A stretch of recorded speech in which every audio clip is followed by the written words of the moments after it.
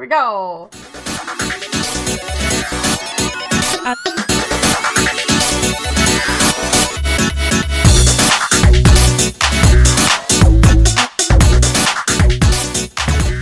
Welcome to Cross Realm Podcast, the entertainment podcast hosted by CRR Gaming Group members. Today is May 3rd, 2018. You can reach the show by emailing crossrealmrebellion@gmail.com. You can tweet the show at crossrealmpod on Twitter.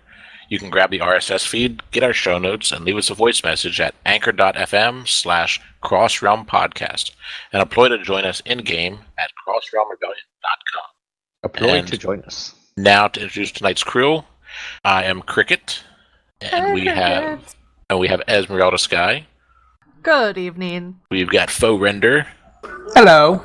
We got the Big Blue. What up? And Electron rounds out the bunch. Hey. Oh, right. Well, I just thought I'd get us started with just some conversation starters. I would come across some interesting articles, a little bit of everything. And this first one, it is... I thought this was kind of interesting. Fired Facebook employee described himself as a professional stalker. Like Facebook great. hasn't been in the headlines enough lately. This dude. That's awesome. I know why. Right. But so did you read the is article? someone I haven't proud- read is he the article. proud of I did. that, or like I don't? It'll all make sense. I'm assuming that he's making a joke by the fact that people say that Facebook is basically just for stalking people, and by being a Facebook employee, that's what he's saying. Hope that's what he means, but it's not. Oh, really? Yeah, a lot. So it's worse. Oh gosh. This came from the Telegraph. It was an article by Robert Pachetta, posted May 3rd of 2018. Facebook employee who allegedly used his privileges to stalk women online has been fired by the company. Oh, wow. The social network confirmed that the unnamed worker, who described himself as a professional stalker, had been fired earlier this week during an investigation. Facebook employees do have the ability to access the personal data of users, but the company that's says wonderful. it has strict rules against workers abusing their privileges. See how well those rules are working out for these people. Isn't that horrible? What is the point of that quote-unquote privilege in the first place? Like support, maybe? Probably It's the only support. thing I Like can maybe think if of. somebody filed a complaint, they have to be able to get onto the account to look it up. It's just Crazy. But man. their personal info, like maybe if it includes their address, that might be a little too much. Yeah, could you? Yeah, I thought that was kind of crazy. Just to That's know, nuts, so. the things that we take for, we're like, oh, I'm just on Facebook, and you know how many people do that checking in? They're always checking in, and I'm always like, why in the hell are you telling everybody where you are? I know. I have Like, friends why that do that all the time. Yeah, I don't get it. It's so weird. I don't like it. I don't like no programs knowing my Thank location. you. I'm like, Okay. why do you need to know my location? No. Yeah, all those programs we would like to, would you like to turn on, location services? No. No, I mean, why? Yeah, that creeps me out. I mean, The only thing unless I want to something know my where location- I actually do need location for, if I'm doing, I use Map My Hike when I go hiking. Now that one I'll turn on location, because what's the point of Obviously, mapping right. your hike if you You don't need have to do location? that. But all the others is yeah. Like, screw you, no way. So I have a couple friends who won't even mention that they're going anywhere or have gone anywhere until they get back for their trip. That's how I am. Well, you're Well- technically not supposed to. Well, Yeah, so, no, so that's it's a actually great something policy. I've been through a number of operational security classes. Which that's one of the things is don't basically announce to the world that, hey, guess what, my house is empty for the next week and a half because I'm out of country or I'm out of state, because that's just asking for people to come and and rob you, because they know it. So yeah. That is that. Yeah, it seems like it's a very common sense thing, but especially around Christmas, I've seen where a lot of people got robbed because That's how you get wet bandits. Yeah. How you get what? Wet bandits. Wet bandit. Yes, that's so true. That is so true. Now, what's a wet We call it your Home bandit? Alone reference, right? Yeah, Home Alone. Yes, right, Home Alone okay. reference. I Yeah, thought it was the sticker Wet finger Bandits. bandits. That was No, that was the second movie. That was the second one. Yeah, The first yeah, one was yeah. the Yeah, Wet the Bandits. Wet Bandits was the first one. Is that Oh your, my goodness. That's our calling card, Harry. You're sick. You're sick. You're sick, Marv. Oh, You're sick, man. Marv. You're sick. Yes. It gets even like how it became was this girl on Twitter. I think it was on Twitter. Yeah, it looks like she has the actual screenshots. I put another link. It was TechCrunch. She has carrying the same story with a little bit more detail. But she said, I really hope I'm wrong about this. And she posted the picture of the Twitter account and the person saying, so I told you what I do for work, right? LOL. She's like, you're a security analyst? I think that's really cool. He's like, ha ha ha, more than that. But based off that, I also try to figure out who hackers are in real life. So professional stalker. So out of habit, I have to say that you are hard to find. Like, and they're like, wow. Wow. That's what she said. Wow. LOL. Is that what you're currently doing? Trying to internet stalk me? Like, it was an actual, like, this person looked at it like it was a challenge, you know? Like, I'm going to find this person. Yeah, and it says that isn't even the whole entire exchange. That's just one excerpt. So, yeah, it gets crazy. If you want to read more about the article, we have it in the show notes. But good lord, That's creepy as hell. Totally. So definitely be aware of what you share on Facebook. Fo, you were saying that you don't like that kind of stuff either, right? No, the only thing I want to know my location is my maps. That's it. Yeah. Yep. I don't know why people, and they say the danger of that is obviously when you do it on a regular basis, you're just telling people, look for me here, Let's kick look it. for me there, look for me here. Or, well, and there's these, data mining tools or whatever that can, if someone has access to your profile, it's like, okay, they can plug in your location history and be like, okay, this is where this person likes to frequent and what they like and what they do and all this kind of stuff. And it's just like, why do you give people this information to use? Exactly. Although even though you're just letting your maps know your location, I know both Google Maps and like Apple Maps and stuff, it gleans information where after so long, then it the place where it detects that you are during the evening hours, it sets as your home, and the place where you are during the day hours, it sets as your work, and it'll reset itself without you doing anything. In a short amount of time, because I was living in my house for years, and that's where it was set for my home. But then I went and I stayed with my brother for a couple months when I was in transition before I moved down here in North Carolina, and after about maybe 3 weeks, it now thought of my brother's house as my home. Wow. So I would get in my car Wow. and turn my phone on in the afternoon, and it would say, "Hey, with the current traffic, it will be an hour and 10 minutes to get home." That's nuts. And that makes sense, because I remember, I just pulled up this other article because I remember watching this report where it said that your phone was even, like, people's phones were even tracking them when they were off. And there was this article that says Google has been collecting Android phone locations even when the location services were turned off.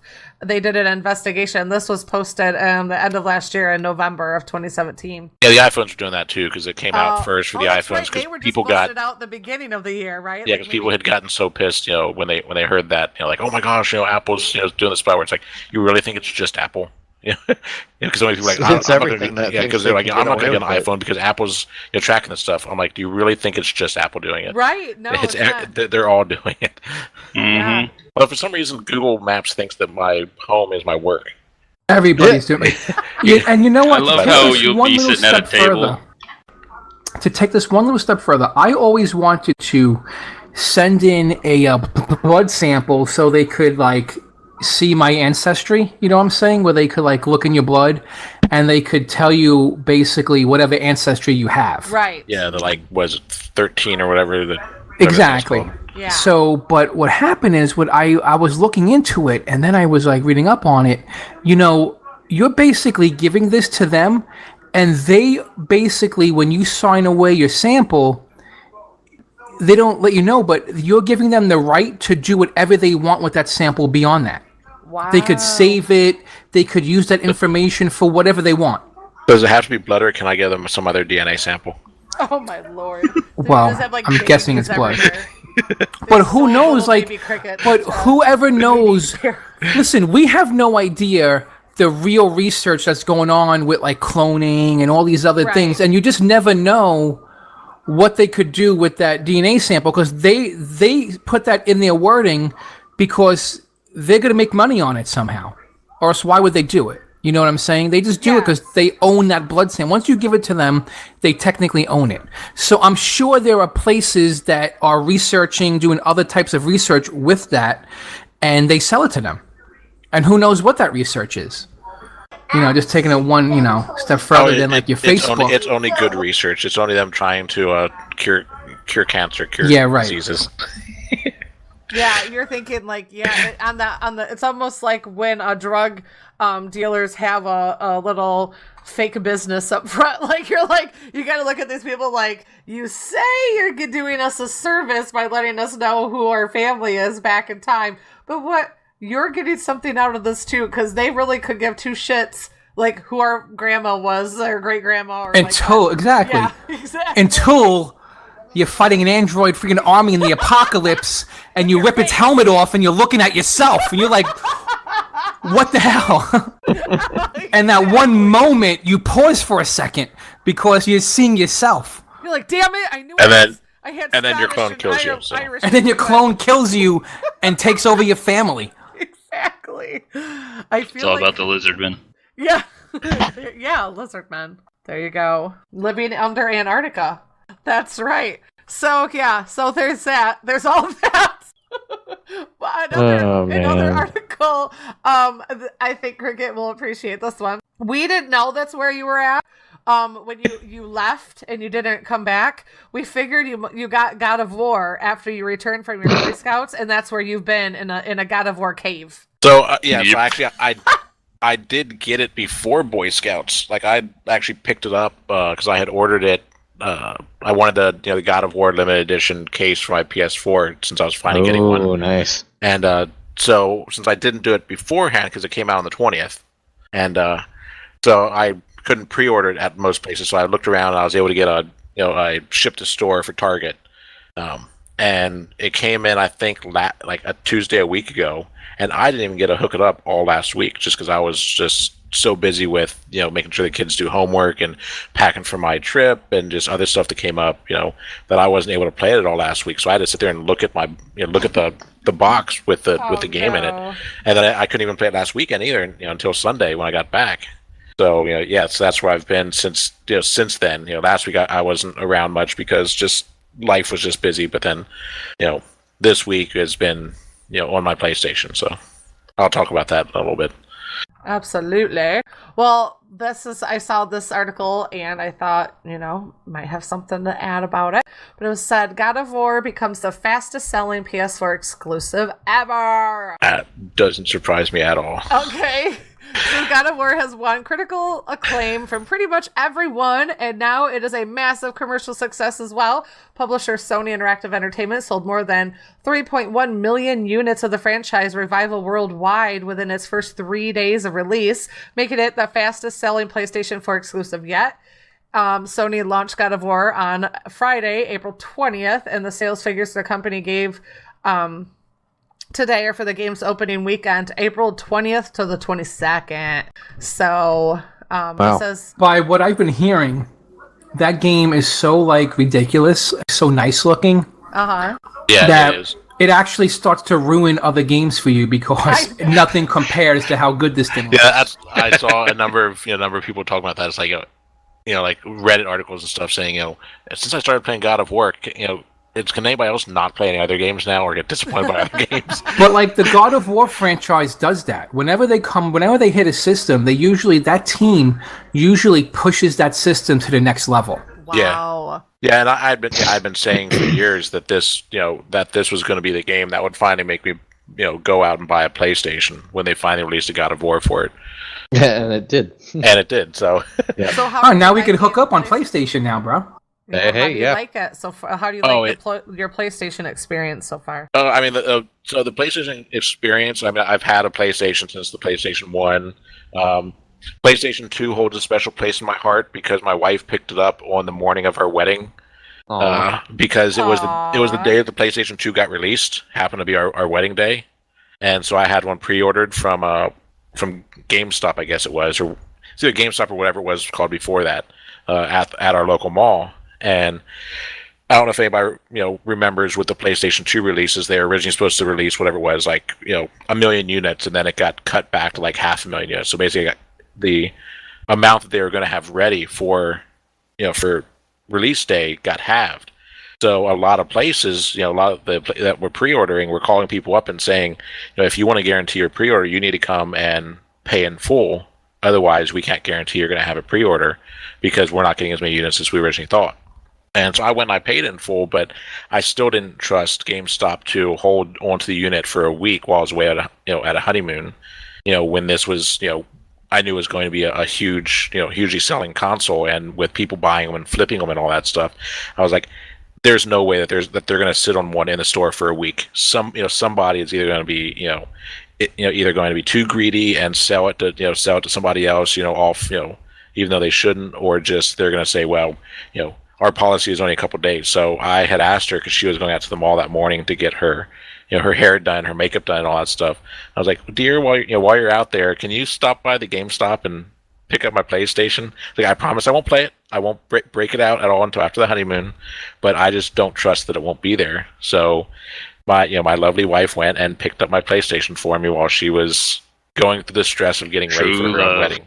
That's awesome. So, like I said, so the PlayStation, I've been playing them for forever, and they're just, I've had good experiences with them. The only issue I'm having right now, a little bit with the PlayStation 4 experience, is for months now I've been getting emails saying, reset your PlayStation password because someone is attempting to reset your password. And I was like, well, it's not me, because I haven't been using my PlayStation password for months, for years at this point. So somebody's been trying to hack into it. So even now, I logged in today. I turned on my PlayStation. Do they have a link in that email? They do, which I never follow. No, here's I the was thing. going to say, it's probably a phishing scam. No, Yeah, honestly, which I know better. No, actually, no, I've gotten that before, and it is actually Don't fall for it. PlayStation, That but I garbage. don't follow the link. Yeah, so any links like that I don't follow, unless I went out and prompted for it. So, but even today when I went and then logged into my PlayStation, it wouldn't log me in because it said my account was locked. Yeah, So there's something still going on. So I just had to go and reset my password. Yeah, someone was probably trying to do that, because I've had that happen to me too, and I actually had someone activate my account on their own PlayStation before, which was a chore to get worked out, but I did. It was just like, well, someone got my account. All right, that's fun. Yeah, and Sony has had at least one breach that I can recall in the past. Yeah, that was a big one too. Yeah, but other than that, I haven't had any problems with it. So my PlayStation experience has been good, and my God of War experience has been great. I mean, I've loved these games, and I can.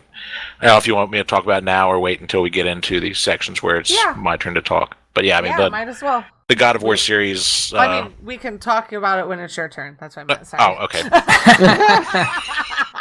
Then I will. I don't want to take your thunder. Then I have to rush you along. I want you to be able to talk about it. No, my thunder. That's what Thor is going to do. Which I might be fighting him. I don't know yet. See, well, you will be able to tell us about that in a little bit. I could swap spots with you, anyways. I always trick everybody and throw somebody up. So I'll just throw you up above me. Talk about Thor. I'm watching Ragnarok right now.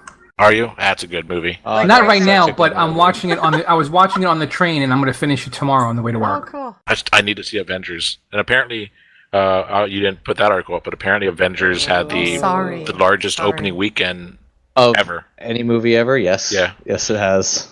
For good reason. I went and saw it. Yeah, I actually did not contribute to that one just because I was out camping.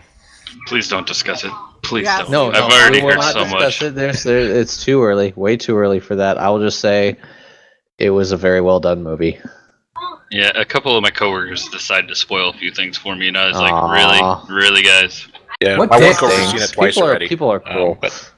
But he is not going to spoil it because he knows that I'm going after seeing it. I just finally saw Black Panther, I guess 2 weekends ago, basically the I weekend haven't before. got to see it either, but Basically the that's weekend because before of Infinity the War was time. coming out, because I figured, you know what, since Infinity War is coming out, I should probably see Black Panther. And it was still at the theaters, so. Well, I had to see Ragnarok before I go see Avengers. That was the only one I didn't see yet. Oh, okay, yeah. I assume there's, because the events of Ragnarok, I'm sure are going to be touched on in Infinity War. Okay, well, this might be a good segue. All of this talk might be a good segue into the last article I thought was interesting. It's about contact lenses that could let you shoot lasers from your eye. Wait, what? Superpowers. May 3rd, 2018, coming from extremetech.com. Scientists may be close to making one of your childhood fantasies a reality. A team from the University of St. Andrews in Scotland said they've developed a thin film, organic laser emitting layer that can work on almost any surface. The researchers even added it to a contact lens that could sit on your eye. Firing lasers from your eyes might be a thing very soon. They won't vaporize bad guys, but a laser's a laser. It says the laser emitters are basically stickers consisting of an organic semiconducting polymer similar to the flexible OLED displays in smartphones and TVs. The membrane is only one out of 5,000th of a meter, 1/5,000th of a millimeter thick. Holy moly. Wow. And it emits lasers? Of a millimeter? It's a millimeter. It says Wow, 1/5,000th impressive. of a millimeter. How many microns is that? Break it down yourself. Nano is 9, micro is 6, so it said 1/5,000th. Yes. Well, a So micron it's like- a micron is a millionth We of a have meter. a genius doing work. Yeah. Let him talk. Go for it, Will. No, that's fine. I was just gonna say that it's like, Hey, I am in awe. Anybody else with me like going, holy shit, dude is totally breaking down 5,000ths of a millimeter into microns. I have a background in engineering, so I'm impressed. Yeah. I'm impressed. I'm listening. yeah, basically it's like, That'd be 5 microns, though, wouldn't it? yeah, exactly. If it, because a thousandth of a millimeter You guys would be are a micron. brilliant. is a micron. Oh my god, I'm boring right now. See, So- go back and dip your paintbrushes in your teacup, okay? I'm listening to some yes, brains I working think over here. you are correct. Oh, that was Anyways, it says it comes close to the theoretical limits in weight and thickness for laser emission. They're also durable enough to integrate with other devices, hence the contact lenses. And it said also, the laser doesn't need a battery, which is handy if you're going to have it stuffed in your eye. Instead, the semiconducting polymer fluoresces when exposed to light. That's what powers the laser. Wow, that's pretty impressive. Did you guys see the little video I posted in our Discord general where you can have flamethrowers that are activated by punches? Say what? You didn't see that, dude? I posted No, that when did you earlier post today. that? In a general chat in Discord, I posted the link to a video, and these two dudes have like gloves, and they make a punching action, and it shoots shoots flames. Pew, pew, I think it's a flames, fifth of a micron, actually. Yeah, by the way. I was actually just typing that because I figured I didn't want to talk about it, but because I thought she was saying basically like 5 1,000ths. No, it's One- it's one- one 1 to 5,000. So yeah, yeah. would be- yeah. Yeah, so back to flamethrowers activated by punches. Like, that's nuts, right? So if you combine the two, what would you do if you came home and all of a sudden you have lasers that are coming out of your eyes and you could just like punch the air? And like this goes right along with these movies that are coming out. It's pretty amazing. That's a whole lot of pew pew. Yeah.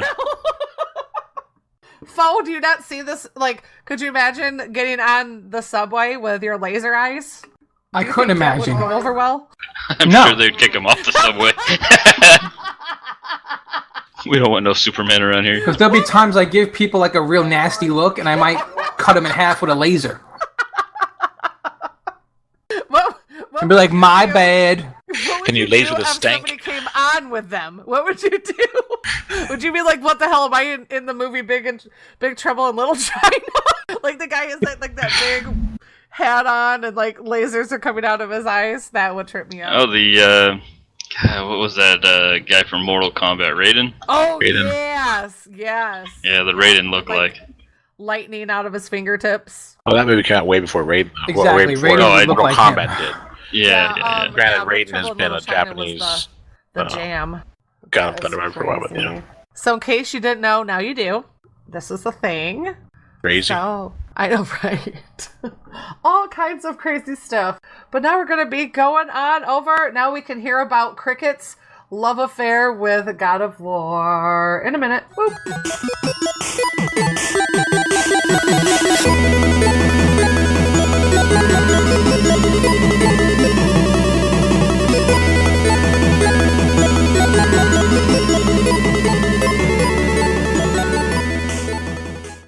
Yeah, so like I said, I've been playing God of War now for the past week since I started playing it this weekend, and it is a really good game. I'm not surprised at all that it made the fastest selling PS4 exclusive. Although I guess it's fastest selling. It's like a million units or something. I don't know what exactly that means by fastest selling. But yeah, it's I've always loved the play style of the God of War games. I mean, it's the third person action. Action, but it seems more fluid than a lot of the others, like the Tomb Raiders and some of the other platformers like that. To me, it's always just seemed to handle itself better. But the story is just what has always pulled me in. I mean, I've always been a mythology fan. More the Norse than the Greek stuff. Although I read a large amount of the Greek mythology back in my youth. So if you're not familiar with the God of War series, the real quick and dirty of at least the first part of the first three is you have this guy. He was a leader of some armies. He was getting defeated. He pledged his life to Ares to give him the power to defeat his enemies. He gave him the power, but then he kind of then had his soul. And when I think Kratos tried to kind of he got pissed that his soul was given away, and he kind of tried to renege on the deal. And then, that pissed Ares off, and he made him do some bad stuff that he regretted. And then he got pissed at Ares and wanted to kill him. And so he's going through, and he's basically, in order to kill a god, he's got to gain power. So you're going through the games, and you're killing demigods and gods and titans and all that as you progress through the three games, gaining power. And eventually he does overthrow and kill Ares at in the first game and becomes the new God of War, and then progresses from there, where he gets more pissed at the other gods for their actions and deeds that they're doing, messing with the lives of humans, messing with his life. So he's going through and just murdering the pantheon of the Greek gods, systematically. And so one of the things I think is so great about him is that I remember reading all these stories, and a lot of them they were fun stories because these gods, they had all these powers, but they pull a lot of the same mythology into this game. But the way they pull it in, you realize that the gods were dicks. I mean, oh yeah. I mean, like you hear the stories now as an adult. Mm-hmm. Yeah, that's like the gods were real assholes. They did such terrible stuff to humans according to the stories. And so they're getting their comeuppance from this this enforcer, this Kratos, this Spartan rage. He goes through and he's murdering them, and that same theme pulls its way into God of War 4 with going into the Norse mythology. He's sitting there and he's getting he's learning now about the Norse gods and the way they treated the giants and the other people. And Thor. Thor is just almost just as much of an asshole in general than Loki is, but if most of what from Thor and all that is from your Avengers movies and all that stuff, Thor's the great guy. He's the savior of of humanity type thing. He's this he's lawful good type thing or chaotic good type thing. But no, he was as much of a dick. He had anger problems. I mean, he was the god of the normal man, but it's because he had anger problems, and he would just get pissed, and he'd go on a killing rage, and he would kill giants, he would kill gods, and he wasn't a good person. and Odin, he's not a good person. Same with Zeus and all that stuff. And it's funny exactly. I thought of those so much, when I was reading the stories as a kid, and it's just funny how it goes through with that. I really like it. And I think I may have spoiled part of a story hitch myself because of some of the knowledge that I have.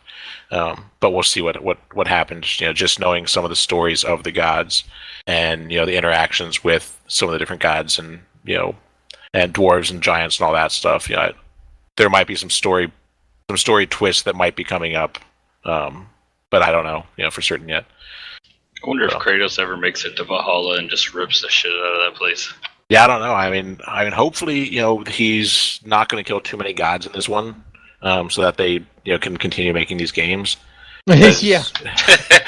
Because it was one of those things with God of War 1. He only he killed so many people, but he left a lot alive. So you had sequels, to go through, because especially with that one, that he went through and with God of War 2, he started going through and killing the Titans to gain their power, in order to go forth. And then he killed a lot of the demigods and all that stuff as well. So so far I think I'm a good deal through, and I've actually only encountered and fought against 3 gods. One of them is one you fight at way early at the beginning, and it's mostly just an introduction, and it's kind of the it's in the kind of the prologue. It's the driving force that sends him off on his quest.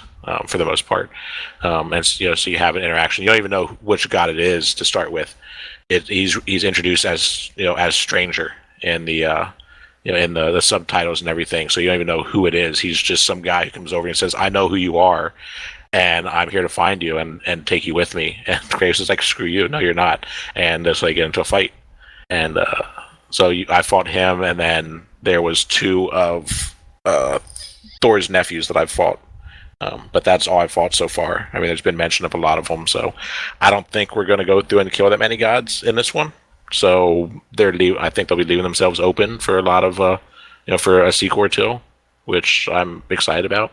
So for someone who hasn't played any of the other ones, obviously it sounds like you could kind of just jump in, but would you recommend going back and playing the other ones? I would recommend playing them just because they're great games. But as far as the story, some of the knowing some of the backstory, would give you some little kind of clues into some stuff before they tell it to you. But it seems like it's pretty standalone-ish enough that having any knowledge beforehand, apart from the fact that he did come from he was Greek, and he had the powers of a god.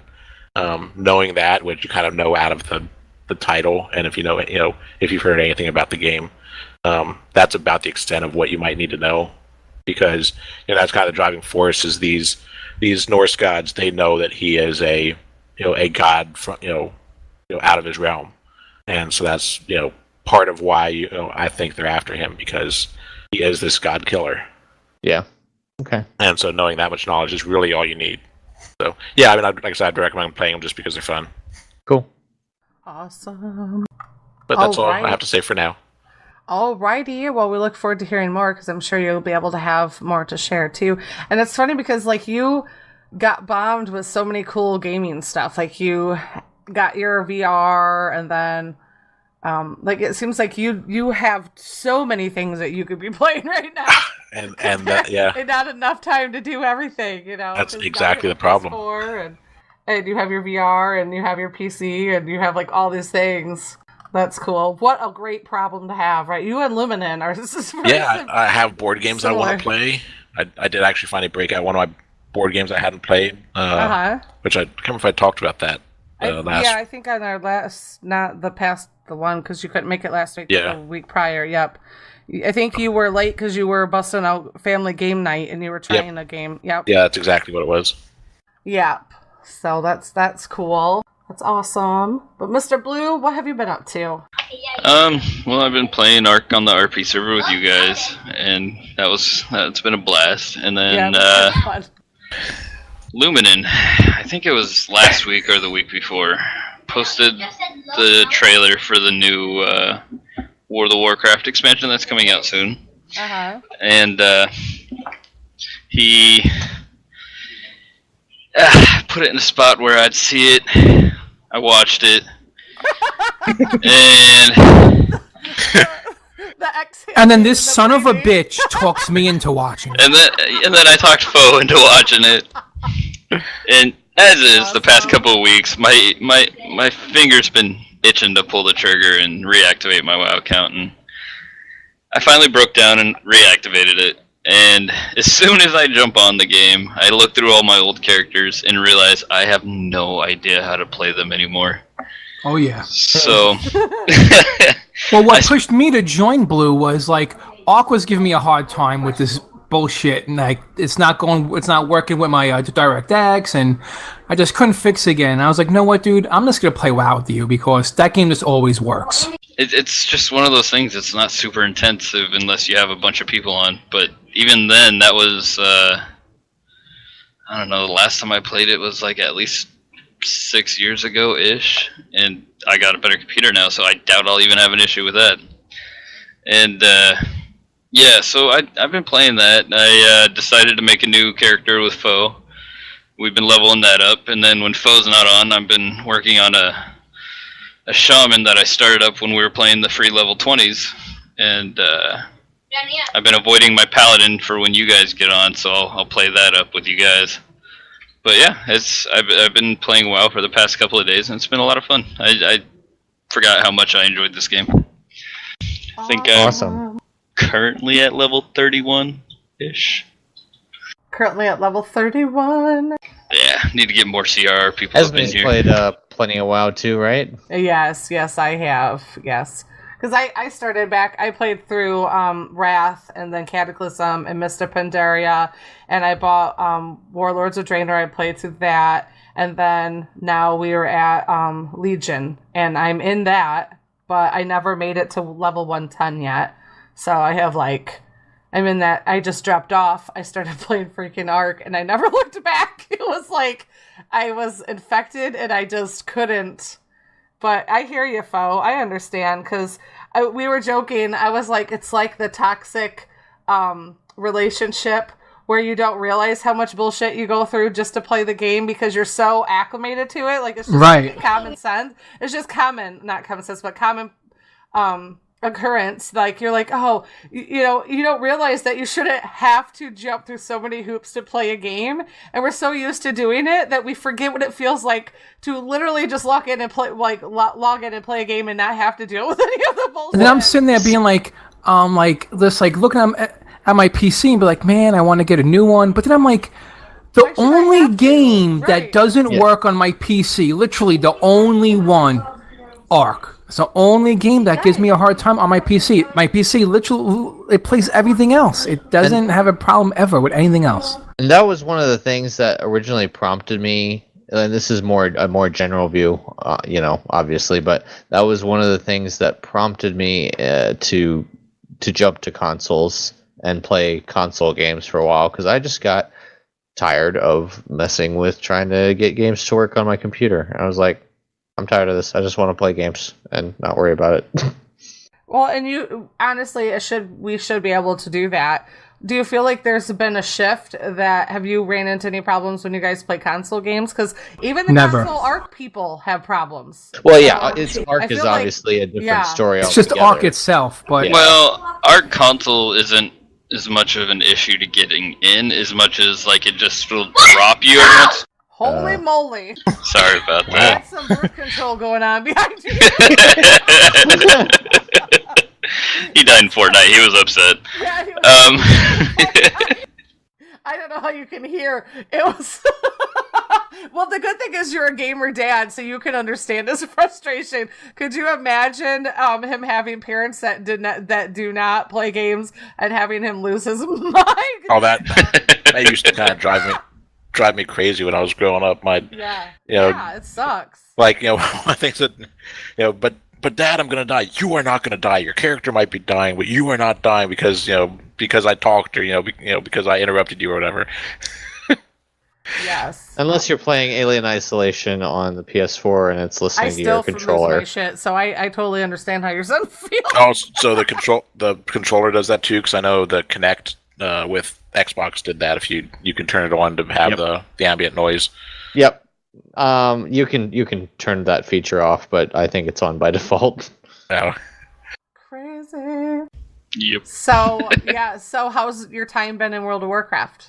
It's been good. I mean, it's a lot less grindy than it used to be. I mean, there was an instance where me and Foe had to spend 20 minutes farming these, spinal dust and rotted hearts, and I think for some reason, it would not drop for Foe. I had 20 extra hearts, and Foe was just going nuts. Isn't that always the way of those games? Yes, it is. One person gets it in 5 minutes, and you're sitting there, you're spending an hour, and so you get true. one of them. It's like, you fucking thing. Like the holiday mounts, I never win the damn things, but everybody around me seems to have oh, I won the mount again. I'm like, oh, you won the mount again. Oh, you're so sad. Like, I'm like, here I am, like, frothing, chomping at the bit, just twitching over here, waiting for years to get a freaking holiday mount to drop, running on every character I can, and that sucker will not drop. And then somebody just rolls in, and then they can't trade it. I think they should be able to gift it to somebody. They're like, oh, I just got the Love Rocket again. Yeah, again. I'm like, oh, get lost.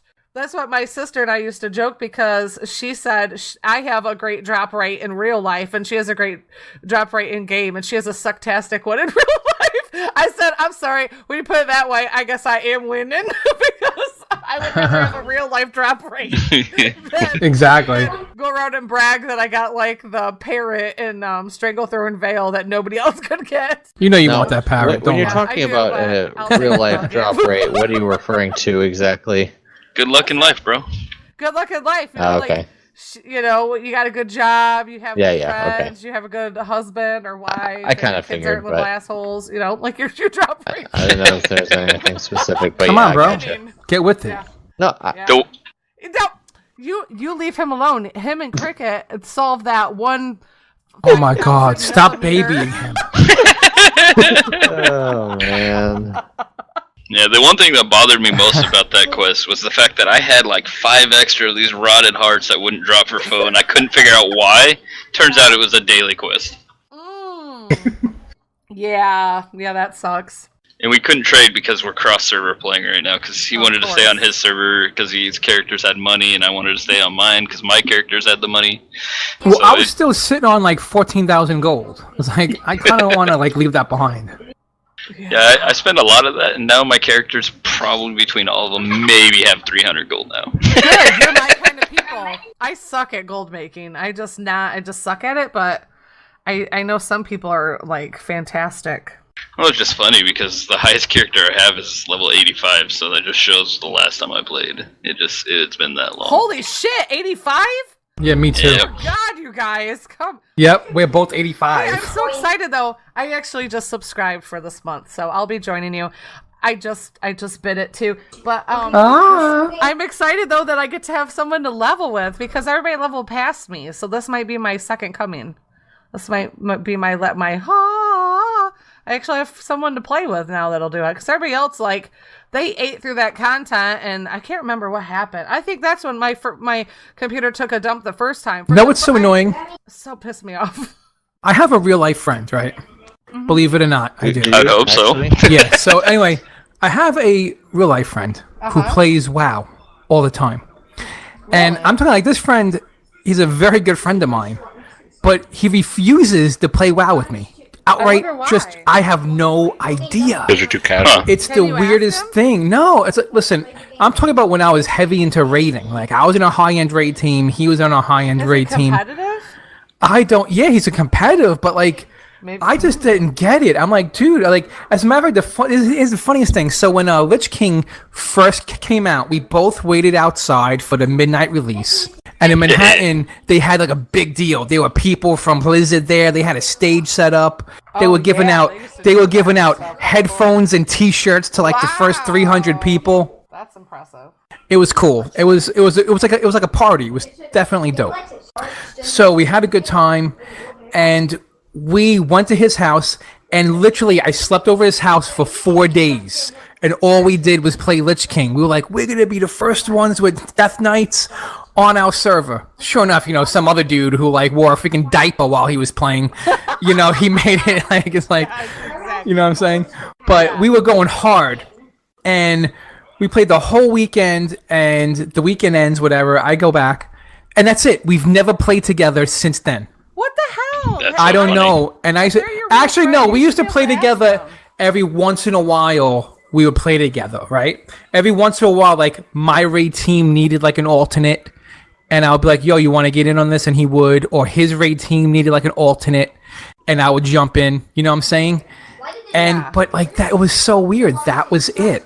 And we were both on the same server, everything. It's the ask- weirdest thing. Pull the trigger and use this as like, hey man, I just subscribed again. I'm back in Warcraft. I'm going to tell him, yo, dude, I do a podcast. You should listen to this week's podcast. Yes. Just so he knows you're talking about Yeah, I'm them. like calling that. you out, bro. You. What's up, friend? What's up? Don't be scared of the faux jamma jamma. Don't be scared. Don't be Just the scared. weirdest thing. I don't know. Maybe I don't That's know. weird. It was the weirdest thing. Because I actually got started in playing World of Warcraft from my real life friends, my coworkers and stuff, and my husband. Like, they were the ones that were playing it first together, and then I joined in. So my situation was the opposite. Like, we looked forward to playing with each other, but then they all got butthurt when Cataclysm came out and they changed all the stuff, and they're like, we can't play anymore. And then they all nerd raged and quit, and I just kept trucking. That sounds like me. Speaking of that, you know, But they're not for nothing. They're when- re-releasing like original Warcraft, right? Yeah, we know this. But Warcraft. they've been promising World of this Warcraft. forever. We'll see. I don't want. I mean, I'm sorry. They could keep vanilla Warcraft. If it's gonna take me forever to level and to gain gold, they could keep all that shit. Yeah, Seriously. people have those, those nostalgia glasses. But I'm like, no, Yeah. thanks. So Those are I played memories vanilla because the and- game was great back then. Right. Because it was the But- only thing. I just want a shaman that can tank again. That would be badass. Well, yeah, Anyway, so. But I was about to say some of the most fun I ever had was playing during the Lich King when like the Death Knights were like these uber powerful. Yes! We were running through just They were 5 Death badasses. Knights, just doing dungeons and instances, Yes. just 5 Death Knights doing our thing. It was so much fun, and I'm so happy that I chose to level that up first when the Lich King dropped, rather than level my Rogue first, because they nerfed it like the next week. So I got to play it at its full just badassness. It was such a good time. That's awesome. You gonna say Cricket? Cool. Yeah, I was just saying, not just WoW, but so many of the nostalgia glasses. Not just that, the games were good for their time because we didn't have anything else or have the improvements, but also like, that was what 13 years ago when original WoW came out, Right. and so I think about like where I was in life back then, and I didn't, Right. well, I had just had my son who was just born, like 4 days or 5 days before WoW came out. So I didn't, I didn't have the life I have now. Just like even with like That's the other exactly games why I like quit the EverQuest first and all- time too.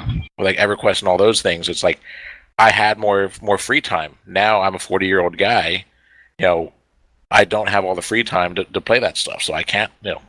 My priorities have changed. I don't have the time to spend grinding all that stuff. Just sitting so I there and don't they're want just like countless hours of just like doing the PvP, and then the way they did the PvP back then is like if you didn't PvP, you would lose ranks. Yeah, And like Yeah. and like I remember You'd being go like away an one officer weekend. rank and just sitting there watching like no way is freaking Joey Blades gonna skip me. No, it's not happening. And I would go back in and I would grind that PvP till I got above Joey Blades again. And I'm like, no. I'm I remember this Lieutenant guy Sergeant. who I forgot PvP'd exactly for what like they a were, month straight. but I was like 4th in line. Like I was like hardcore, and just watching people creeping up on you. Like, man, if I don't play tomorrow, I'm gonna drop down to like rank 5. This is ridiculous. Right. Yeah. Well, Yeah, so I know this guy that played for like a month straight. He got the best armor he could. He took a 2-day break, came back, and he couldn't use the armor no more. yeah. Oh, Well, wow. well, I know what the top end PvPers on my server had done was they had they had an order, and there was like 5 or 10 or whatever. They were the top ones. The no lifers. They're going to spend the time, and they would take they'd kind of take turns, and it would be one of those things that they'd say okay, Joey Blades is going to be the next. Joey Blades. He's going to be the next Grand Warlord that's that we're going to have here. So the rest of us are going to make the rest of them were going to make sure that they did not have more honor than he did, and that nobody else had more honor. If there was anybody outside their group that was creeping up, they would all sit there and push themselves all up there, but they would always make sure that he was number one, at least for the number of weeks it took until he ranked up to to get Grand Warlord. And then he It was would like be part of the- vampires from like Underworld. Like it's his turn to reign. Everybody Yeah. else is gonna be sleeping. And then because then once he hit that, then he could buy the weapons, Yep. the Grand Warlord weapons, and Yep. then he wouldn't need to be up there anymore. And so then he would be part of the team that would make sure to ensure the next person in line goes up there. And yeah, it's like unless you were going to devote that time, there was no way you could do it. Yeah, I remember I was spending every night just sitting there playing for hours, and I was one of the semi like not no lifers, but I was spending all my free time playing the game, and I could only break like whatever it was first sergeant or it was midway through a little higher than half type thing, and then I go away for one week on vacation. I drop down like 2 ranks, and it's like I just spent like 2 months trying to get up there, and I lose it in 1 week. of not being able to play because of vacation. And I was like, screw this, I'm done with this grind. I got done with it real quick too. Yeah. I feel like I need to make a rogue now and name him Joey Blade. You totally should. That name's definitely taken. Man. Joey Blades. That's funny. Gosh. So, Foe, you're right after Blue, and you guys kind of been having the Warcraft love affair. Yeah, we've been doing the Warcraft stuff. We've been doing the bromance, the World of Warcraft bromance. Yeah. Has Luminen got in yet and let us No. Okay. Not yet. No, his schedule's been kind of conflicting. I'm hoping to deal with that tomorrow, though. What I'm going to do is, when he gets out of work, if I see everybody really jamming out, I might just move my rogue over to that server. Yeah, I have I'm just rolling new characters over here on Moonguard. I have characters everywhere else too. I feel you. It's like $25 to move your character. Mm-hmm. Oh, what's up? I think that's what it is. Well, instead of doing that, I might just leave my character where it is, and then if I really need gold and stuff, exactly, I'll just buy a token and put in the auction house and make 200,000 freaking gold. There you go. Try that. Anyway, so what I've been doing in game and out of game, I've been trying to get Arc to work for one. So that has not been doing that great for me. Not yet. It happened again, and I don't know. I'm gonna have to reinstall it and install it. We were playing on, but it ended up being the official. Yeah, it pissed me off, and then I thought I fixed it last night, and I was playing for a little while, then it crashed again. I was like, no, what, I'm done. So I might reinstall on something over the weekend, but for now, I'm not putting no more thought into it. So that's what happened there. Then over the weekend, though, I played in a Shadespire tournament. So obviously, week by week, if you listen to the show, I've been in love with this game, Warhammer Underworld's Shadespire. And I've been loving that game. So there was a tournament over the weekend, and I played in it, and I got third place, which was pretty rad. Nice. So I got some limited edition loots. I got limited edition tokens, limited edition box for my deck. I got a limited edition deck box. I got a limited edition full art cards, which was pretty cool. What's nice about that is like first place through fourth place is the same prizes, except first place gets a sweet trophy. Yeah. So that's the only difference. But hold on a second. What are we waiting on? We're holding on a second. I think he's probably talking to his Sorry. No, what happened was I was in that Discord, and I was in that voice channel that I got the voice thing turned on, and somebody's going bananas in there, and I'm talking, and it's like coming through my headset. I had to exit out of Discord so I wouldn't get the voices. Well, it was funny because Scarlett just jumped into Discord and said hi, and I was like, what's up? And I thought it was in here, and that's why I said that a second ago. I was like, oh. Yeah, so what happened was in that Shadespire tournament, which was kind of cool, so I won my first game, which was awesome. And then obviously all the people that won their first game have to play one another while the losers all play themselves. So losers have to play with themselves. Then the second game, I lost my second game. And I was like, oh, damn. So then in round 3, which was the last round, it was a half a day tournament. It wasn't like a full day. So in my second game, I lost. And then I turned around and pulled out the victory in the third round. But the thing is, the 2 victories that I had, I like demolished my opponents by so much that the person who was in second place that beat me, I actually knocked him down to fourth place because I beat my other 2 opponents by such a large margin. I pushed him out of the top 3. That's gotta sting. Which was good for me. Yeah, so speaking of Shadespire, on Friday I had some time to kill between work and having to go meet up for the camping trip. So I stopped off at our local game store to see what just to see what they had, because I hadn't been there in a while. And I was looking over to see what they had for Shadespire stuff, and all they had like one, I guess it's a starter box set, so it's a bigger box that was $60, and then they just had like one other set. So you've been talking about this, and it doesn't seem like my store has much stuff. So I don't know whether they're playing it there or not. Either that or people are playing it. Or maybe people are playing it and they're buying it. Out. It's possible. But yeah, because they had all the Warhammer stuff there, and like at first I didn't see it at all, but it was because it was in the middle of all the Warhammer stuff. I was like, oh, here's Shadespire. So I didn't pick it up, but I did see it, and like I said, I was kind of expecting there to be more stuff there. Like you said, it might be sold out. They have the starter box, and they have Starbucks has 2 factions, and then I think there's only like 4 other factions. Like the game's relatively new, Yeah. so it's not like they actually had it. You know, they had the starter, they had 1 faction, so they were missing the other factions. 3 or 4 factions, so it wasn't terrible. All right. Compared to what they have. They had 25% of what's out. Okay, yeah, I was just assuming that it was like it was going to be not quite as bad as Warhammer, where there's just 5 million products out there. But I thought there was, from what you're talking, I thought it was more products available to buy. So I guess it wasn't too bad. Yeah, so it's relatively new, but that's what makes it great, because you could get in on the ground floor while it's coming up.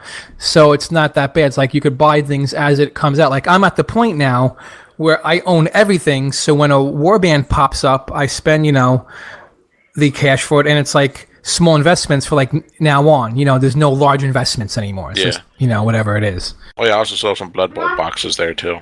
Oh, they have Blood Bowl there too? That's cool. Yeah. Yeah, in my area, Shadespire is really popular, and Blood Bowl is pretty popular. Okay. But other than that, we also cracked open a new board game over the weekend. Ooh. What was Bring that? up the link to the. I got Steampunk Rally. Steampunk Rally. That sounds cool. Steampunk Rally is a strategy game that incorporates steampunk as more than just a bit of chrome. Using a unique dice placement mechanism, players take on the roles of famous inventors from the turn of the last century, like Nikola Tesla, Marie Curie, constructing fantastical contraptions that makes use of steam, heat, and electricity in an attempt to win a no-holds-barred race through the Swiss Alps.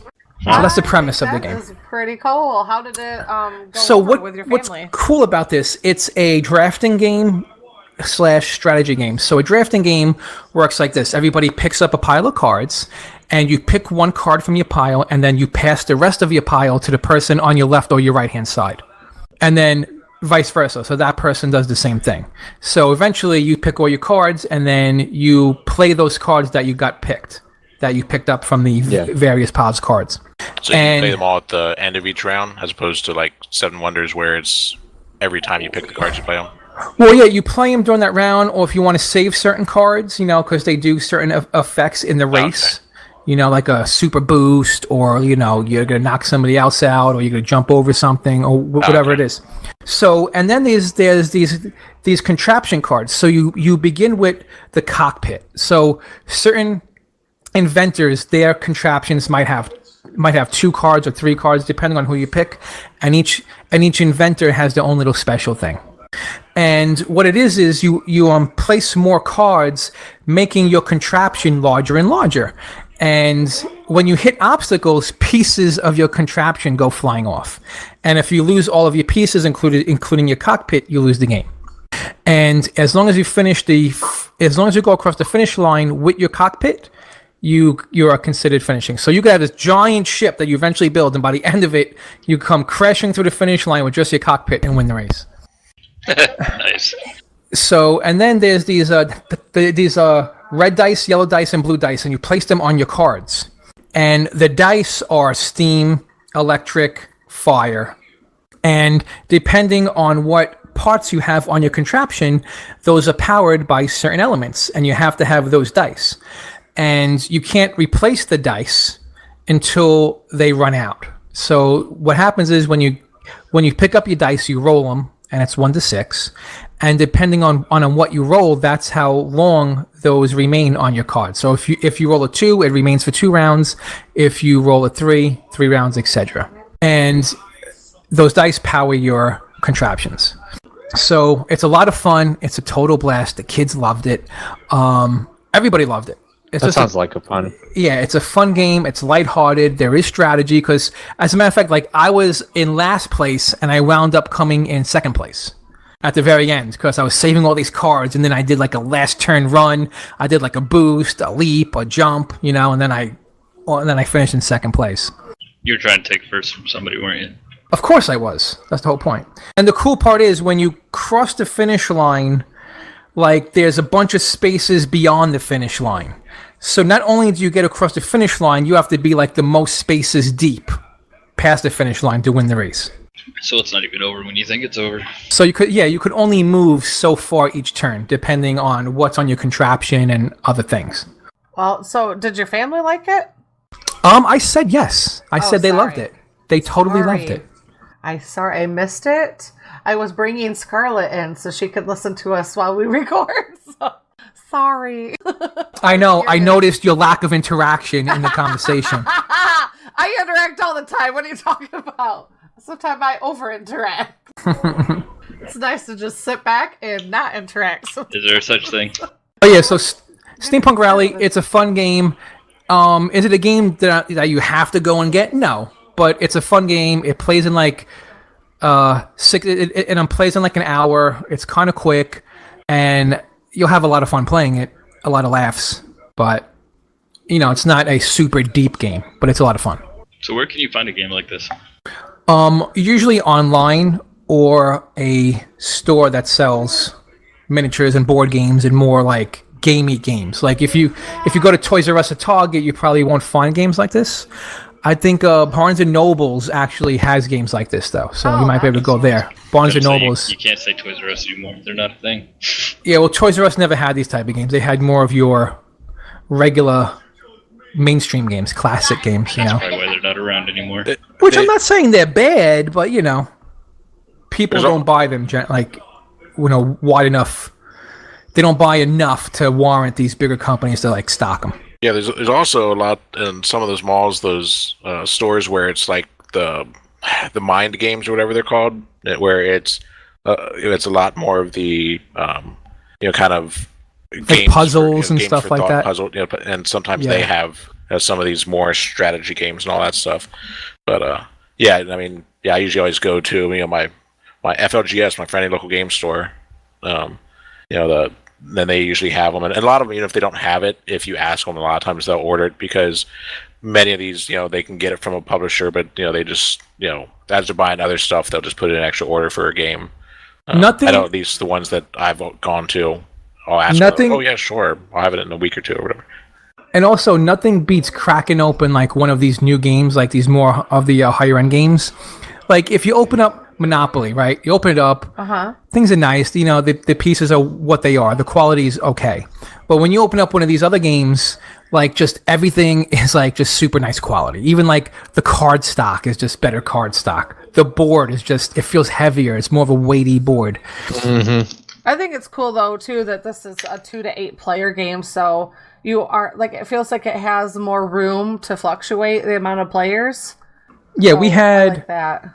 Yeah, we had five. We had five people, and it was totally fun. Cool. So it looks solid game. So it looks like this was a Kickstarter game. I'm looking here, at the entry for it on Board Game Geek, and one of the things I noticed here when it talks about the component list, it says the original Kickstarter version used metal cogs for the currency instead of cardboard. Right. And as an added stretch goal, had translucent mini dice.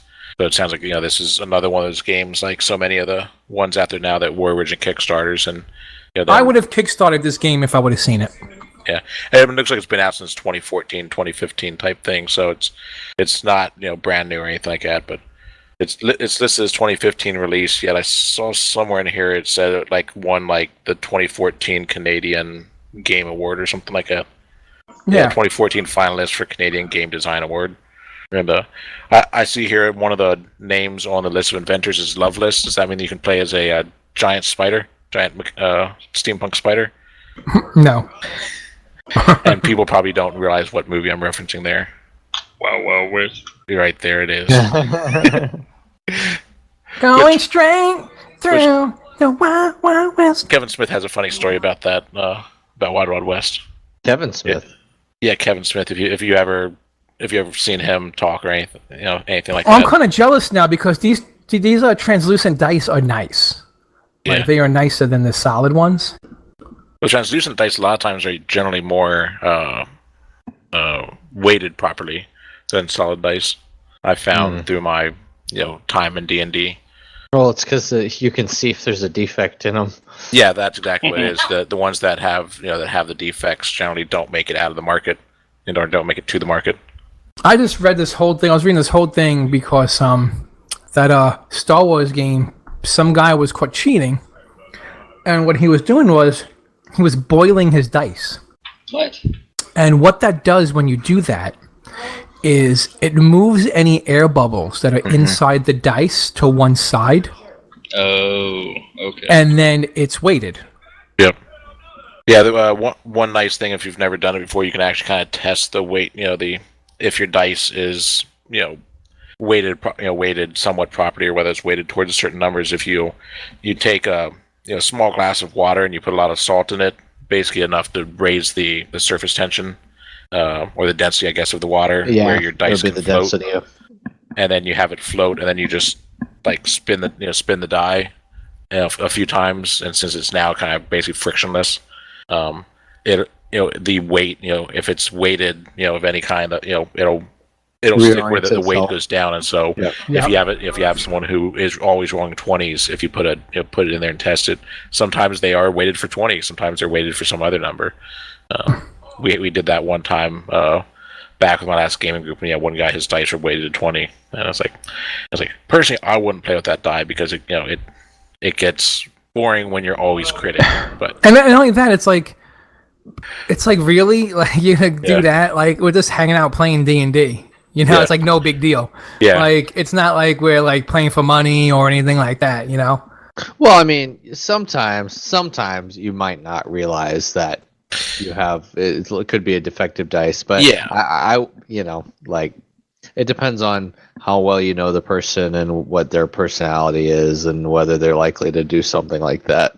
Yeah, like he didn't intentionally buy a weighted die. It just happened. Oh, he just got one. Okay. It just happened to be that his die was favored 20. Gotcha. That makes sense. Yeah, especially when it's one of those that it's the whole set. I mean, they do sell dice sets out there that do have weighted dice. They sell weighted dice out there that you can get. They sell dice that have don't have a 1 and have a 20, have a 20 in the space of the 1 too. I mean, it's like there's cheat dice out there if people want to buy them, but it's like, what's the point of it? That's Yeah, so I'm debating, talking about like, cheating or like gaming the system. I'm debating because there's another Shadespire tournament coming up. I might go, and there's a new deck that I kind of realized is like kind of breaks the game a little bit. And I know if I brought that build, I'd probably win the tournament, but I'd feel kind of guilty. It's like game. Is the community aware that this is like a broken set? Kinda, like some of the community is like, if you're really into the strategy of the game, about it. But when you go to a lot of these tournaments, the local guys, they're not. They're just dudes who play games. They're not reading up on it. They might just play on the weekends. You know what I'm saying? When I get into stuff, I research. Yeah. So does Shadespire have a not sidebar? What's the thing called in Magic where you have the 15 cards to the side that you sidebar? It's called a man, now it slipped out of my... It's a sideboard. A sideboard, yeah. Sideboard. Yeah. So does Shadespire have like a sideboard where it doesn't have a sideboard? That would be cool. But what they do is you're allowed to go into a tournament with 2 deck lists, I'm like so 2 immature. armies. You said doo-doo. And then you have to secretly pick which one you're going to use for that game. So you can kind of change it. So if you see a person plays a lot of a certain faction, you could maybe have a deck list ready to handle that faction and then pick it if you think they're going to pick that same faction. Or, some people just they don't have 2. They just have 1 and like, whatever. Yeah, because I know, like, back when I never got super, super heavy involved with Magic as far as, going to the tournaments and all that stuff. But I do know that, like with Magic, as the different expansions came across, the meta changed and certain decks became, real powerful in there. But most of them usually always had something that you could, have in your sideboard to, to counter them. So that's something like that where it's this thing has a weakness. You just have to prepare for it. Well, this strategy is, I actually found out this strategy a while back, and I was doing it, and I felt kind of just shiesty doing it. So there's this faction that I like, these like paladins and like heavy armor, and they're really tough, and they get hit hard too. But you could play them in a way where you stay back defensively, and you got to remember the game in total, you make 12 moves throughout the whole game. Yeah. So each turn you only have 4, moves per turn. So if you play super defensively and just avoid the other army, it could be really hard for them to score points of you if they need to get points by killing. You know what I'm saying? And the way that this new expansion just released a relic, and there was these relics in the game, and the way the relics worked were if you had more of the relics, the relic would become more powerful. So if you had one relic, this thing happened. If you had 2 relics, you would pick up an extra card. If you had 3 relics, you would get an extra attack. Things like that. So they came up with the final one. So if you have all 6 relics, you get an extra 4 victory points at the end of the game just for having all 6 relics. And victory points are major. You have to either kill something to get a victory point, or you have to score one of your mission cards to get victory points. So this just gives you 4 victory points just for having the whole set. And basically what this does is, so you take your guys, you back all the way up to the back of the board, and your actions are drawing cards. So instead of making an attack with your action or moving with your action, you're drawing cards, because that is an option you could do. You could give up one of your actions to pick up a card. So basically, you're just filtering your deck, trying to look for those relics. And all the objectives you're taking are basically, you get victory points for doing things that you don't have to interact with the other faction at all. So it's kind of like you're basically playing solitaire by yourself. While the other person frantically tries to close the gap between you and him to score points or stop you from scoring points. And it's almost impossible. That's kind of messed up. And that's just, they are going to notice this. And if it does start hitting the official scene, they'll do something about it. They'll either fix the relic, or they'll ban something, or they'll adjust where but for right now, until it is adjusted, it can be exploited. And I was talking about with a friend of mine, and he was like, well, you should play it just so it's in the official bracket, because if you go to official tournaments, at least you could play it, they could start to see it. You know what I'm saying? Well, is there a committee that runs these tournaments? Well, no. Usually, Games Workshop runs a tournament, or if a store buys a tournament kit, they could run a tournament also. Are you talking about like a ruling body like there is for Magic? Yeah. Where they come up with, these are the banned cards, these are the restricted Games cards. Workshop does that, yeah. They, the people who make the game do that. I mean, you could always write them and let them know there's a broken mechanic. But I'm sure they know by now. And I'm sure they're scrambling to try and fix it, or they're trying to see if it's going to be abused. Oh, it will be. Yeah, I was going to say.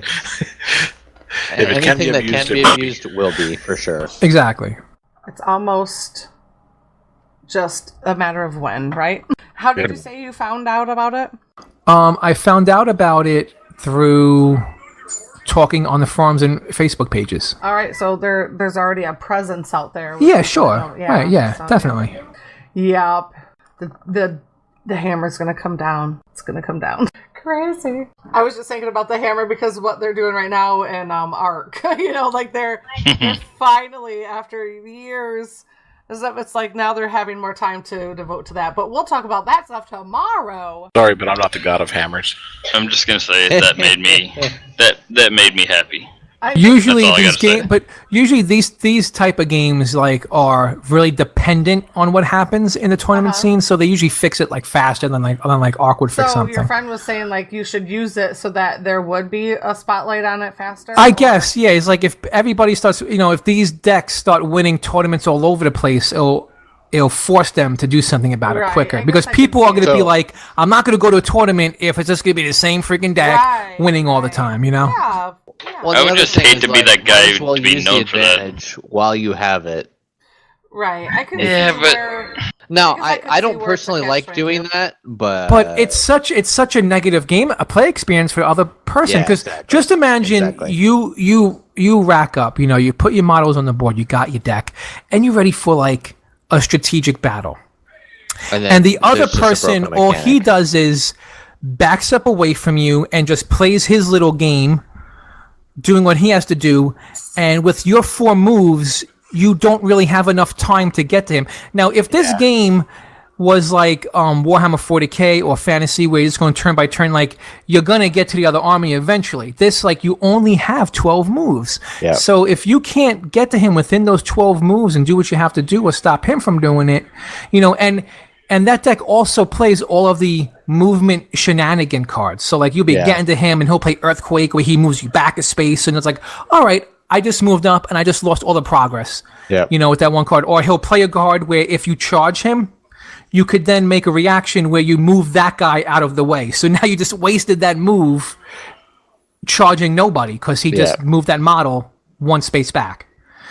You know, so and they'll also play all those cards. So it's like when you finally do get close to him, they'll just play all these movement shenanigan cards just to slow you down even more. So they could just get out their relics, get out their mission cards that are like go a turn without losing a fighter, or go a turn without being in base-to-base contact with anybody. There's all these like just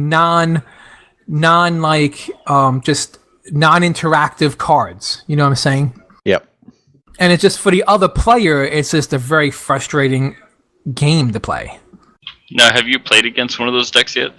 Not since these relics been out. I've played against a defensive deck, and I used to play defensive deck, and there were ways to beat it because while they're being defensive, you have free reign of the board to go and hold objectives and do all your ploys without them stopping you. So it was kind of who could do the most ploys first, and it was very 50-50. So it kind of made that deck almost not worth it because if they have objective stuff, I can't stop them. And some of the objective stuff gets more points than what they could do. So it was kind of like a little 50-50 was all right. But now with these relics, you get those 4 victory points at the end, which will push you over the edge 90% of the time. Yeah, that's pretty messed up. It's cray-cray. Yeah, that seems like it needs to be fixed. I can't imagine that would be It's the fun only to play time again we'll tell, for any amount really. of time. We will have to see what happens with this. How long does it normally take them to do a turnaround when it comes to stuff like this? Well, this is a relatively new game, and nothing has really needed to be fixed like this yet, so we'll see. Okay. Yep. Alright, that makes sense. You guys are just kind of working through the bugs like a video game would, more or less. Somebody did not foresee this kind of a thing. Well, much, I'm guessing. it's like trading card games, a lot of times you have to go through these cycles. And tweak stuff and make You know what the and problem balance is? No matter what game it is, a video game, a board game, a miniatures game, no matter what it is, until it hits the general public, you can't foresee every bug. it. Right. Yep, You just can't do it because there's always somebody out there that just finds something. Yes, absolutely. Yeah. Sometimes the consumer is the best tester and stuff like that. Yep. Well, because what a lot of it is, especially with stuff like like Magic, cards and stuff like that, is it's a matter of interpretation of, wording of a card. That same type of thing with like D&D, Pathfinder, all that stuff.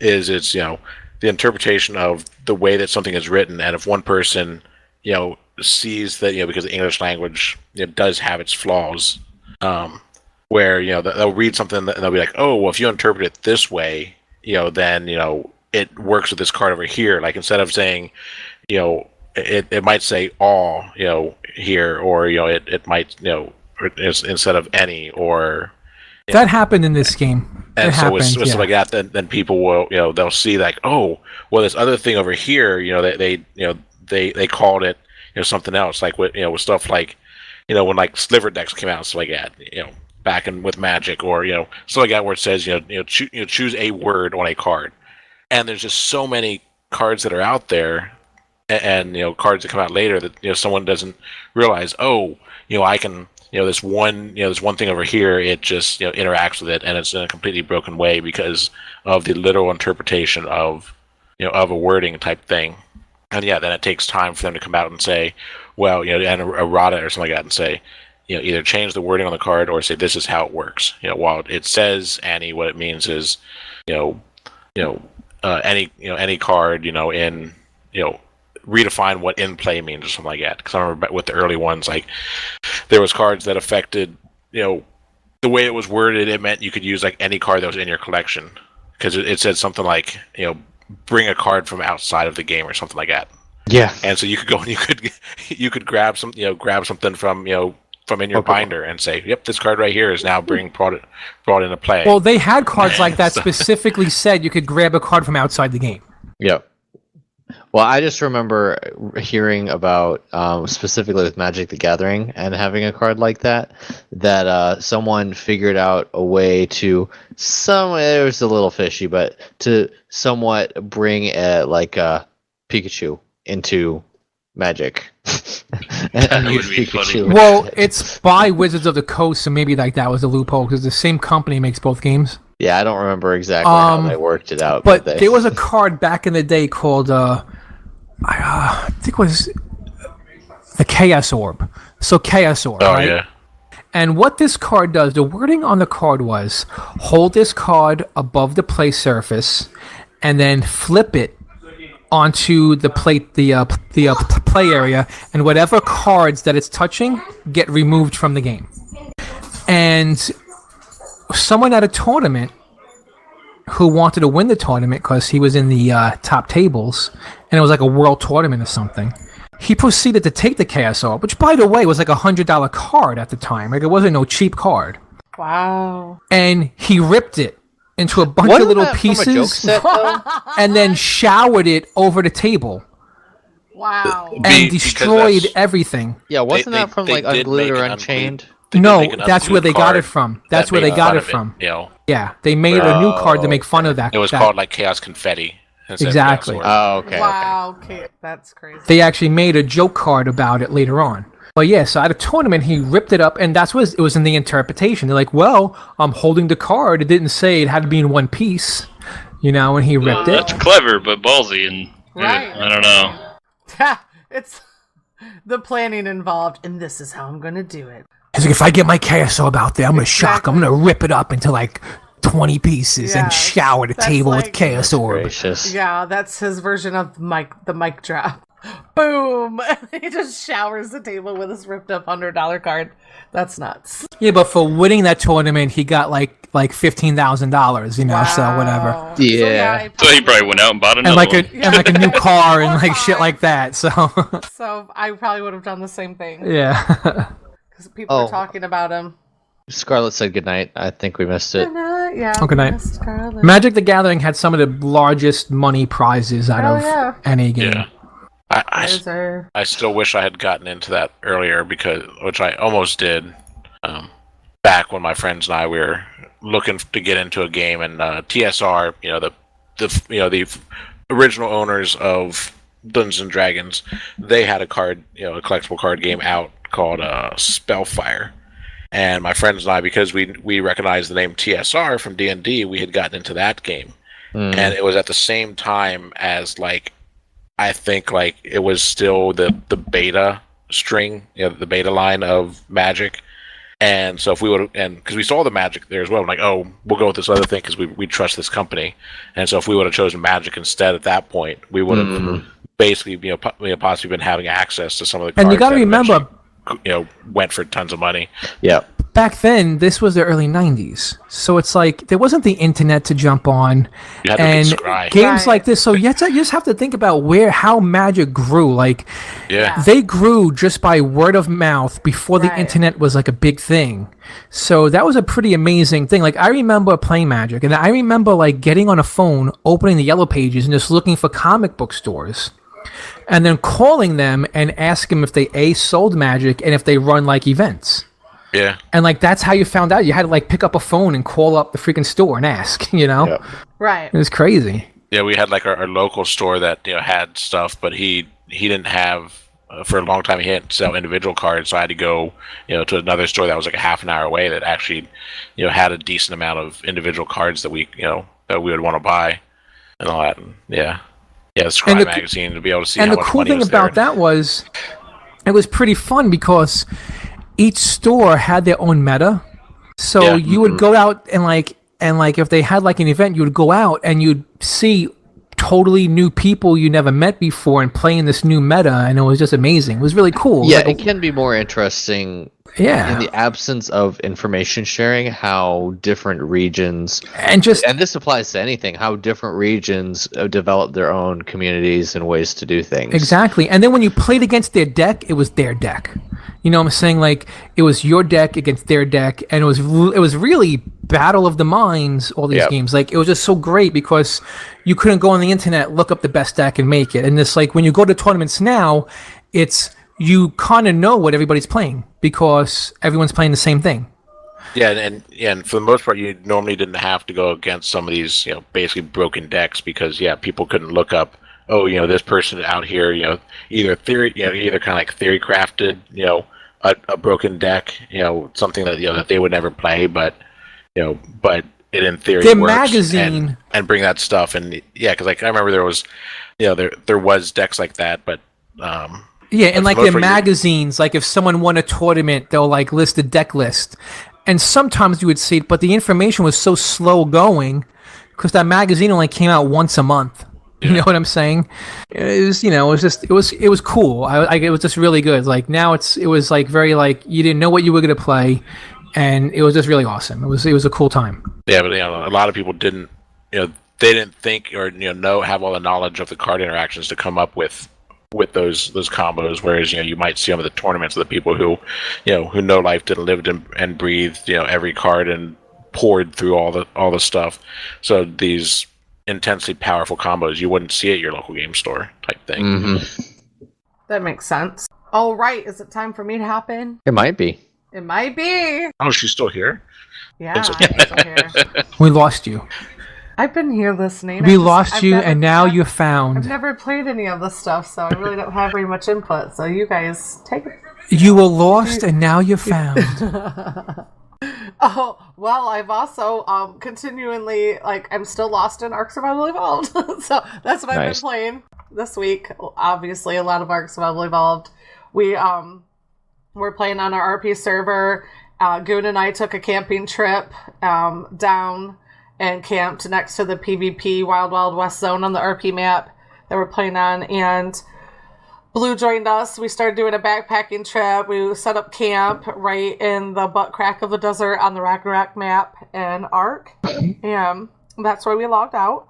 And then, because Foe was having so hard of a time getting Ark to cooperate, we felt like, well, maybe it was that map. Like, maybe it was a modded map. So we had stopped playing, for a couple nights. And then Cricket was gone on his Boy Scouts trip, so he wasn't in. And then all of a sudden they had announced that they were opening up fresh official servers and not allowing downloads. So you were really starting from scratch. And I thought, well, this is the perfect time for us to make our little official camp out section, little session for Rated Ark, our Ark podcast, so that we could have our little stamp in official, and however big or whatever we do, that's our little project. And it's brand new, so you don't have a freaking the version of an alpha tribe on a PvE server. You don't have a bunch of people bringing in stuff from Aberration, clouding the server up with pre-made pillars and pre-made foundations and stuff like that.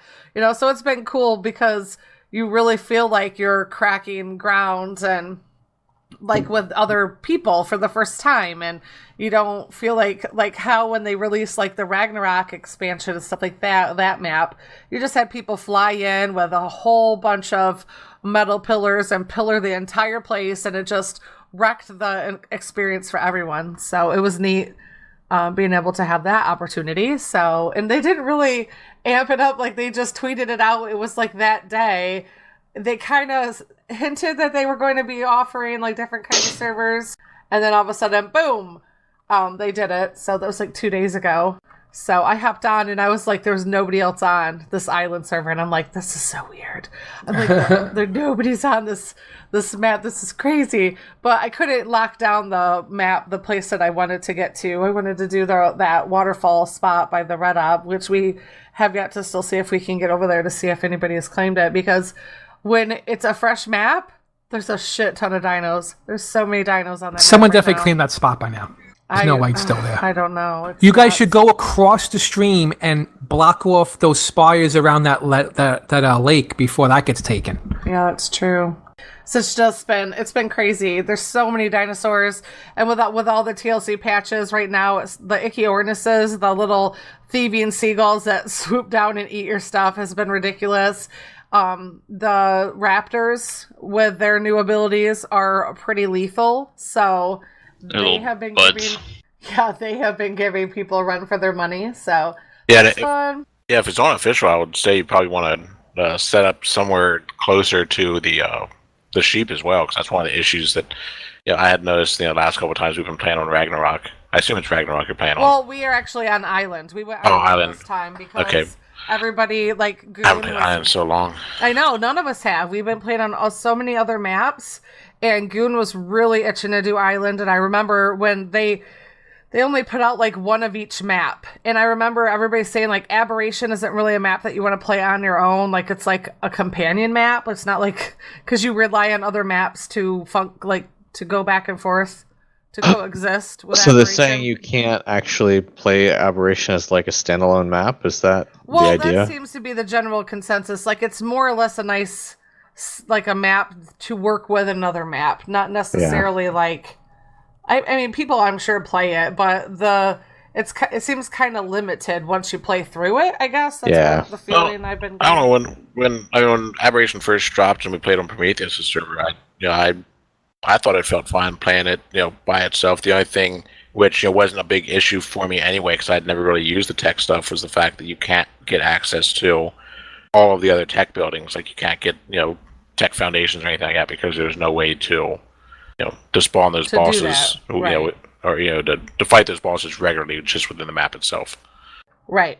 And the map is it kind of felt like a scorched earth kind of feel for me. Like I still have to play through Aberration.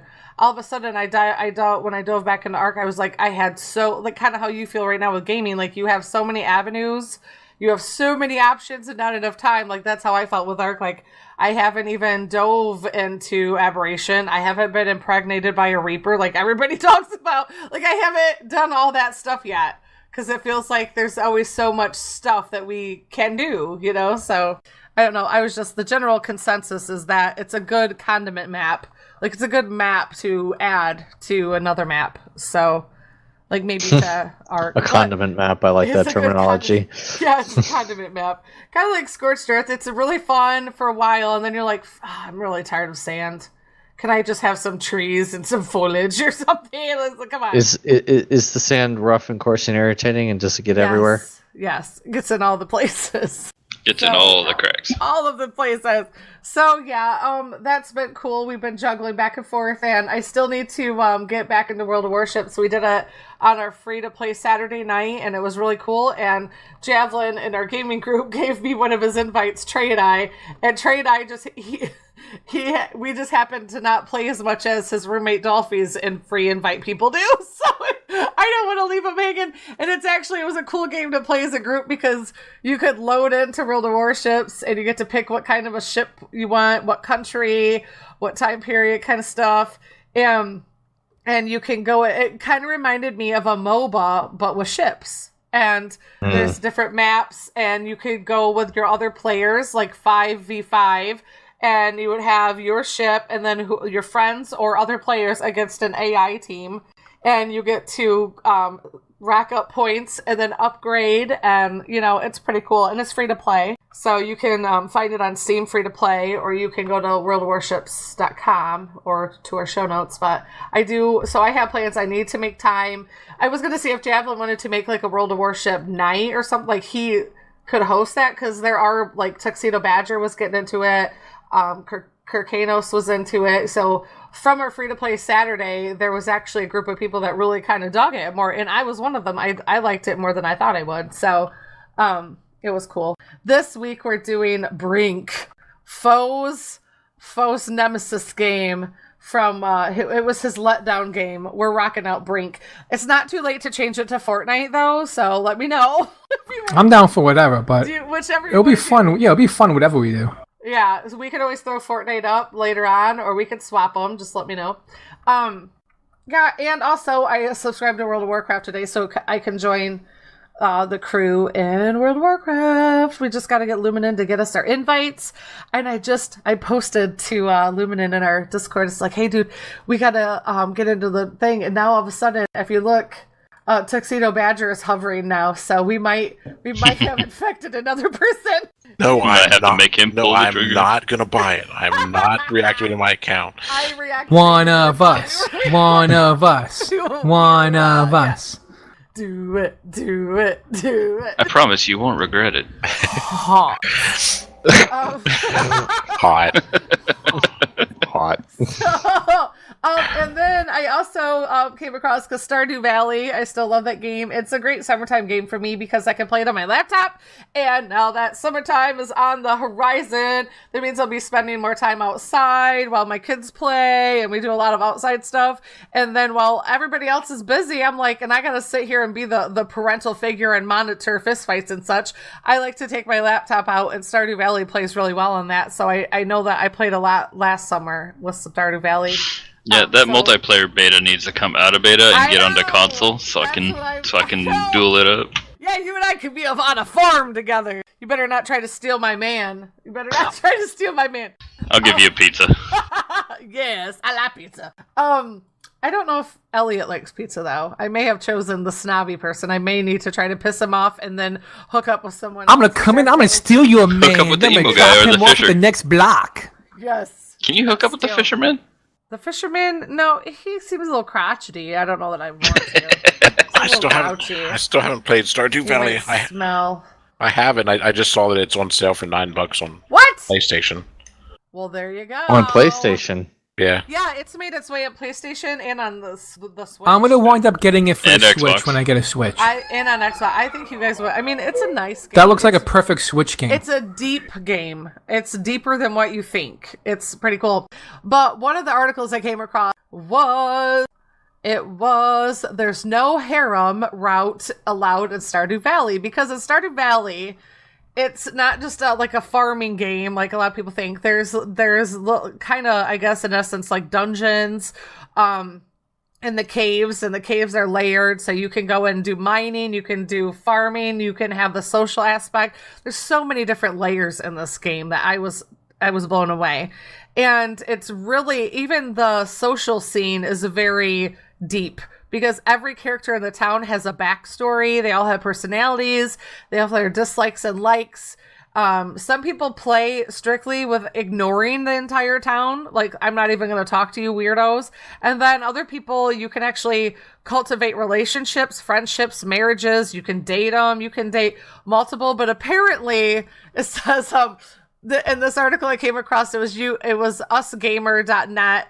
Video games that let you build up a life and personality for a character typically call on you to make moral choices. Some people purposefully tread down the path of utter jerkdom, kicking up dirt as they travel, and resolve to be as mean and hurtful as possible. Meanwhile, the thought of being mean to a video game character sends this author spiraling into a mild panic.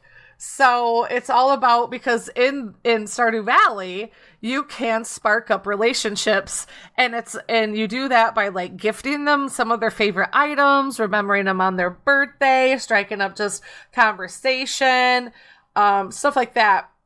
And then each time, like, you work towards it, you can work up to like 10 stars. And then with each part of the relationship, it unlocks relationship events. So they might confide in you. They might ask you for advice. They might invite you to go somewhere. They might invite you out on a date. They might propose to you, like, as you work up. So, but they're saying that, that you cannot be in a straight-on 10-heart relationship with everybody, so it's kind of interesting. Why not? I know, they just don't want it to be that way, I guess. If I want to be a floozy, I'll be a floozy. I guess they don't want you to do this, I guess. There's actually a dynamic in the game. It said, right here, Stardew Valley's new relationship disaster scenario was posted on the game's subreddit. an immature album set up by Ira Elefante offers a screen-by-screen breakdown of what happens when all of your boyfriends corner you after you work your way up to a serious 10-hour relationship with each one. There's a scorned girlfriend variant too, so because it goes both ways. Alex, Sam, Seth, and Elliot, who still needs to be smacked around with a sock full of soap bars. Elliot is my husband right now in my game. I totally won over Elliot. Are understandably pissed, but Harvey and Shane's reactions are saddening. Harvey, who was hoping, and Harvey's the doctor in town, and Harvey was hoping to settle down and raise a family with the player and wants to know where he went wrong. Where Shane, he has more of a darker character line where he struggles with suicide and substance abuse. Jesus. And stuff. Yeah, I'm telling you, it's way too he's a super emo kid. Yeah, very emo. And Shane, who's I'd be like, here's a knife. Get out of my face. You would not, you big. He treads the path of utter jerkdom. Oh, so and Shane, whose bond with the player up until that point involves overcoming a struggle with alcoholism, actually slides back into his bad habits once he finds out you've been, suck it up, Buttercup. backing on everybody else in town. So it says once you've endured the Persona-style public shaming, at least the beatdown is only verbal, unlike what happens if you're caught dating all the girls in Persona 5. I've never played that game. Have you guys? Yeah, you've heard me talk about playing this game. It's a great game. You have. Yeah. So have you? You wouldn't do that though, would you, Electron? You wouldn't. No. Try that? So basically, I only ever quote unquote pursued one character in the game, but my roommate made me promise if I do New Game Plus that I that I try to romance all of them. All of them. Just to see the outcome, right? Yeah. Well, it says in Stardew Valley, all of your loves break up with you all at once, and they won't talk to you for some time. But as another Imager album from Ira Elefante demonstrates, forgiveness is possible after 11 days or so in the game, but it's currently unclear or if you can reach boyfriend or girlfriend status again with a Stardew Valley bachelor or bachelorette. So it's still in testing phase on whether if you cheat on all of the characters in the game, after you wait 11 days, if you can even cultivate that boyfriend or girlfriend relationship again. It's like a pixelated version of The Sims. I know, it's so weird, but it's so layered. There's like a dungeon aspect, there's time management, there's social, there's exploration, crafting, farming. Like, it's a really rich game when it comes to stuff like that. It says a few players of the Stardew Valley subreddit and beyond are disappointed to learn that the update effectively seals off any potential for a polygamous romance. Much as I'd like to see that option come to fruition in a future update, cheating on 6 people at once isn't the most romantic activity in the world. So it says, in essence, this person was struggling with being mean to these characters, because you can be mean to them. You can say mean things or give them things that they will hate and stuff like that. So it had me wondering, how do you guys play your characters in game? Do you go about your characters like when you hop in? Because I know a lot of you have played games like Grand Theft Auto. Do you play your characters in the games that you play like close to you in real life, or do you go for the opposite, where you just are like, no, this is a game, I'm going to play like entirely opposite of how I am in real life? I'm definitely close to myself. Close to yourself? I struggle with immoral decisions. I'm the same way, dude. I'm the same exact way. Yeah, I can't normally do that either. Yeah. It all depends on the game. I mean, stuff like the the Knights of the Old Republic series. I'll play through a Sith type thing a lot of times, or like a lot of the games where you have something like the wizards and like necromancer type things. I'll usually play as those, so those are kind of inherently more evil. But more times than not, I choose the nicer path. Maybe not the nicest path, like the lawful good path, so to speak. But I'll usually pick something more nice than utter jerkdom. Right. I agree with you guys. I feel like Like sometimes, like when I'm playing Ark, like when I see dead bodies laying on the side of the beach and stuff, I will drag them into the water because I feel like they're littering my area with like level 1 logins, you know? And in the RP game, like RP Ark we just did, I went up and RP stole from someone, but even then I left them a note and the little required clue, and then I put an IOU, like left it open for me to return those items, kind of a thing. So like I do struggle playing games where it would force me into doing bad things to other characters. Like I feel like I play games to enjoy myself, so I don't like playing a game that is making me be a douchebag. Like I can't. Yeah. I want that to be my choice. I don't want it to be like forced on me. Like I have to do this. Like everybody was talking about when you went and clubbed the dodos and Pixark, like they started crying at you and stuff. It's like, oh, why'd you guys make the dodos cry? Kind of stuff like that. So, well, how about you, Fo? How do you play your characters? Are they close to you, or do you kind of? I'm usually good. I'm usually good. They are pretty close to me. Like I'm good, but like I'll jack someone up. You know what I'm saying? Like if they annoy me. So on principle, though, like it yeah, feels like somebody has to throw the first punch, and I'm like, yeah, that's like. Yeah, I can agree with that. You have to throw the first punch, but there's no Geneva Convention once you start shit with me. Like, you don't get to come and then dictate how I retaliate. Like, that's how I am. Like, once you start it with me, then I'm like, yeah, you don't get to tell me how I finish it. But I can see that. That makes sense. So we all kind of play close to character? Is that what I'm gathering? Pretty much, yeah. Yes. Oh, and anything I'm interacting with other people, generally I do. Yeah. I guess if it's a pure, just like single player if it's experience. Just like an NPC or something, would you be more apt to be a douche canoe or? Yeah, if it's a single player experience, I might be more like what was it, Fable? I went the more jerk route. Just because a lot of times it's easier because. So Fable doesn't count. Oh, I have. I still to this day with Fable regret what I did in that game. Well, with Fable, like... What does that mean? I have not played Okay, here, look. You could go good, you could become good or become bad, and things happen to you in the game depending on which route you went. Like, if you went good, you would get, like, a halo and this, like, white light around you. Wow, if you went bad, you would start to get horns, and everybody would run away from you because they'd be, like, very scary. But you would also learn, like the flip the bird emotes and stuff like that. I was playing good. I was playing good the whole time. Had a good character. I was loving the story. But my son 2 days before had beat it on the evil setting. No, he beat it, and he was the same thing. He was all the right path and the good guy. So he beat it, right? And I watched him beat it. So we get up to the end of the game.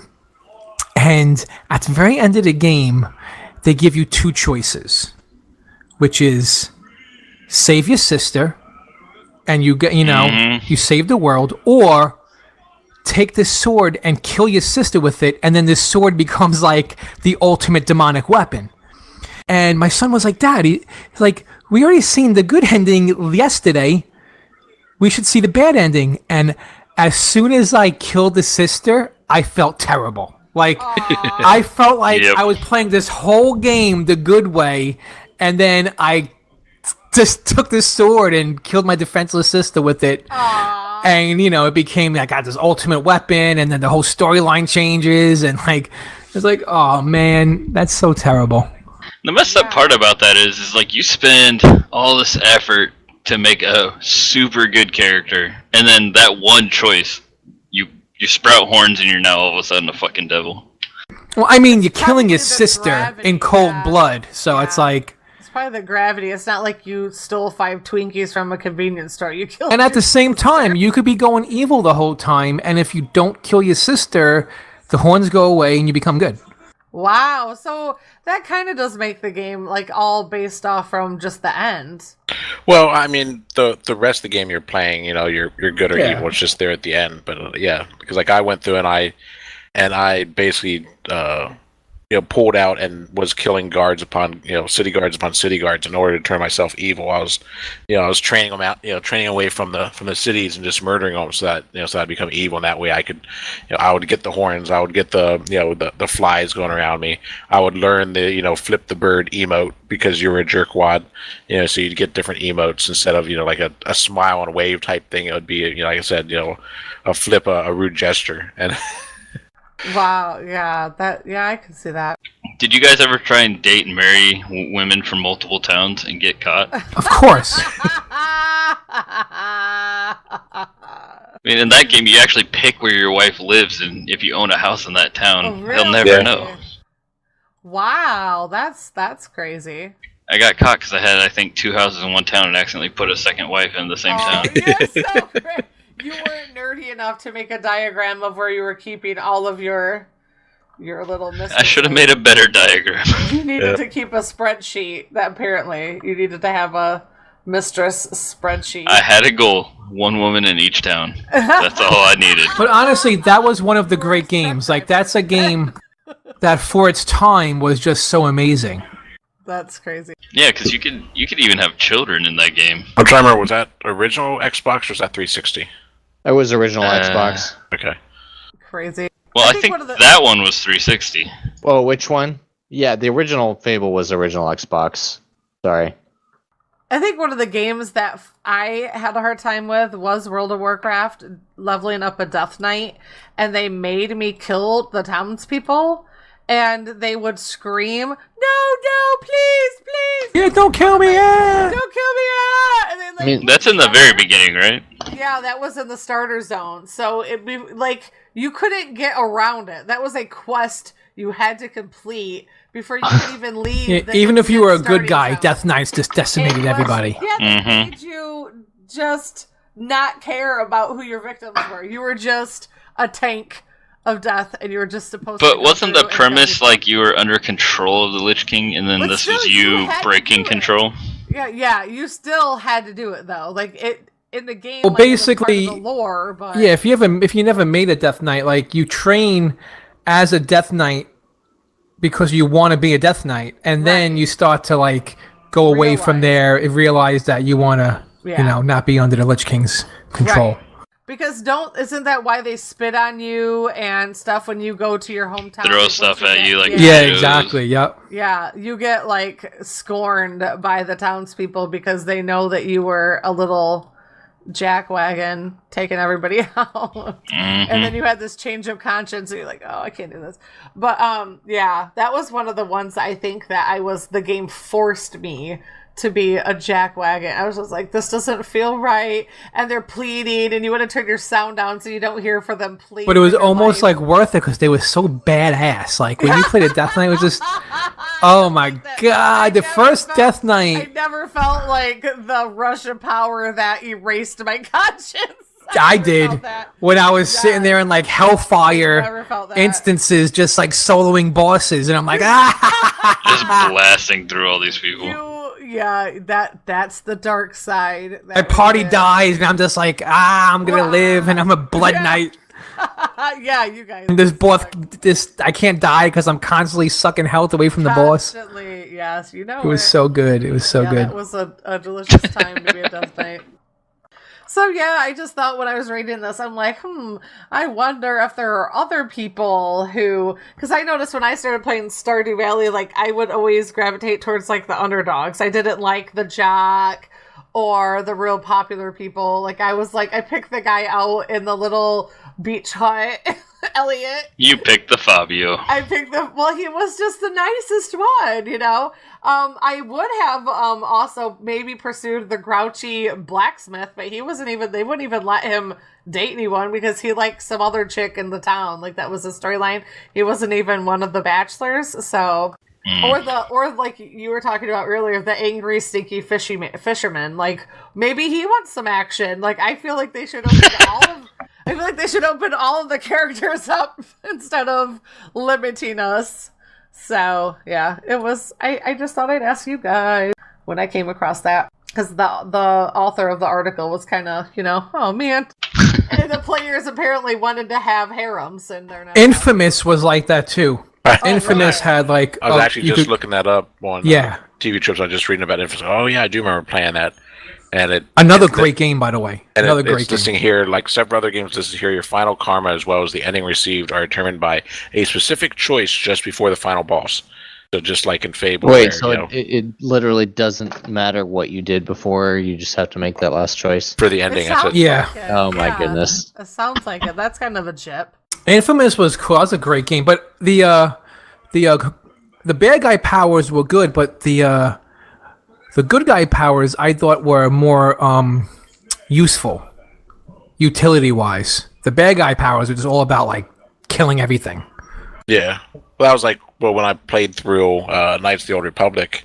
At least the second one. The first one I played through, I actually played light side. I played as a Jedi Guardian going into Jedi Knight. The second time through, it was actually much easier. I played as Gwen into the Sith Lord, and I could just go into a room and just force lightning everything, and it would die in seconds. It just made the game so much easier. That one's like, man, the dark side is a powerful tool. Speaking of which, it is now May the 4th be with you, at least here on the East Coast. Oh man, yes. Good point. Well, I think it's time to. I tossed in a Would You Rather. Wait. I have a thing. I have a thing. You're not even. No, we don't got time. We don't got time. But, so, okay, would you rather? I just have to say it. What's your thing? I just finished. You really want to say that? What, you just finished? What? I've just finished playing Subnautica. Oh, congrats! You finished the game? Nice. Yes, and you were just talking about that last night too. Yes, if anybody listening to this likes sci-fi at all, I don't care what else you like. Play this game. You have to play it. So I haven't finished it yet, but does it have it set up where it can have a sequel?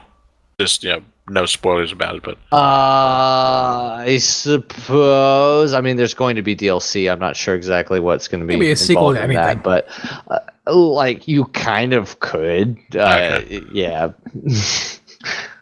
I wouldn't say definitely not. Yeah, they definitely leave the. That's another game I need to get back to playing. Yeah. So if Especially if you like survival games at all, you need to play this game. It is amazing. So all our ARC fans out there, play this game. Do it. It's amazing. Yeah, that is cool. Don't tell me how to live my life. You don't tell him how to tell you not to live your life. I live my life a quarter fathom at a time. But seriously, this is like honestly. I live my life how I want to live my life. One of my favorite pieces of sci-fi I have ever experienced. Well, how many hours did it take you to finish it? Let's see. I've been playing for I think it's like 60 hours into the save file that 69 hours. So, yep. Great number, coach. Ha. All right. Well, congratulations. Yeah, it was quite the ride. Well, it's good that it's worth it too. That's always a good thing. Yeah, no, I would definitely say, you know what? If you have the time to put in. Not even that, like, because you don't have a whole bunch of time. You like to play a lot. Well, yeah, no, I'm just saying, like, if you feel like you want to spend, that amount of time playing a game, I think it's worth buying at full price. It is a great game. How much did you pay for it? I bought it at full price, which is I think it's like $24.99, but I'll look it real quick. Yep, $24.99. Awesome. And it's so worth it. Cool. Although I finished the game, but I still have 2 achievements that are locked, and I have no idea what they are. They're like one of those hidden achievements or something. Enough. What was that, Blue? Is that like one of those hidden achievement kind of things? Yep. Every single achievement is hidden. Nice. But yeah, so that's what I wanted to say. Awesome. Well, thanks for adding that in. Because I remember you telling us last night that you were getting pretty close. Yep. All right, now it's time for Would You Rather. Here we go. Are you calling Chuck Norris a liar? Would you rather? Oh, it's a humdinger. Oh, wow. Would you rather? Tell me what? Oh my god. Oh my god, that would be so weird. No, let's not go there. Why did I ask this? Oh my goodness, no. Would you rather? Bing! Bing! Would you rather go about your normal day naked or fall asleep for a year? Dang. Wait, say that one more time? Would you rather go about your normal day naked So or one fall day asleep naked for a year? or sleep for a year? Cricket. I'm assuming there are the top normal of- repercussions You're at the top of Do- Team Speak. for either of those. Like, do I get arrested for being naked? I don't. It's Right? you're naked for a day, so Oh, just one day? it's just naked. Would you rather go? And, out and it's your normal day, so it'd be a work day, Yeah. not sit around Your your normal house day. naked.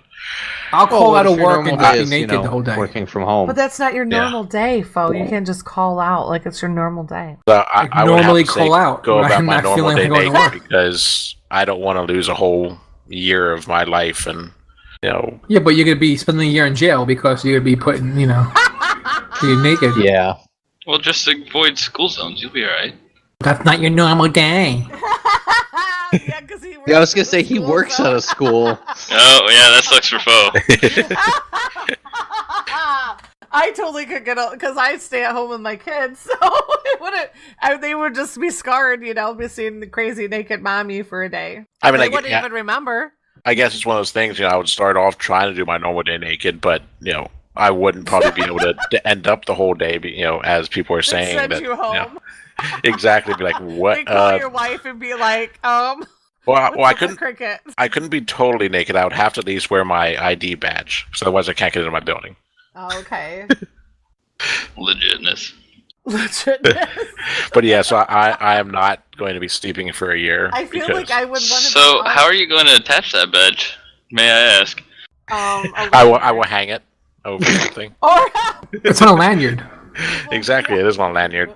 But the you could just snap on the alligator clip onto a hanging piece of skin, Like a nip?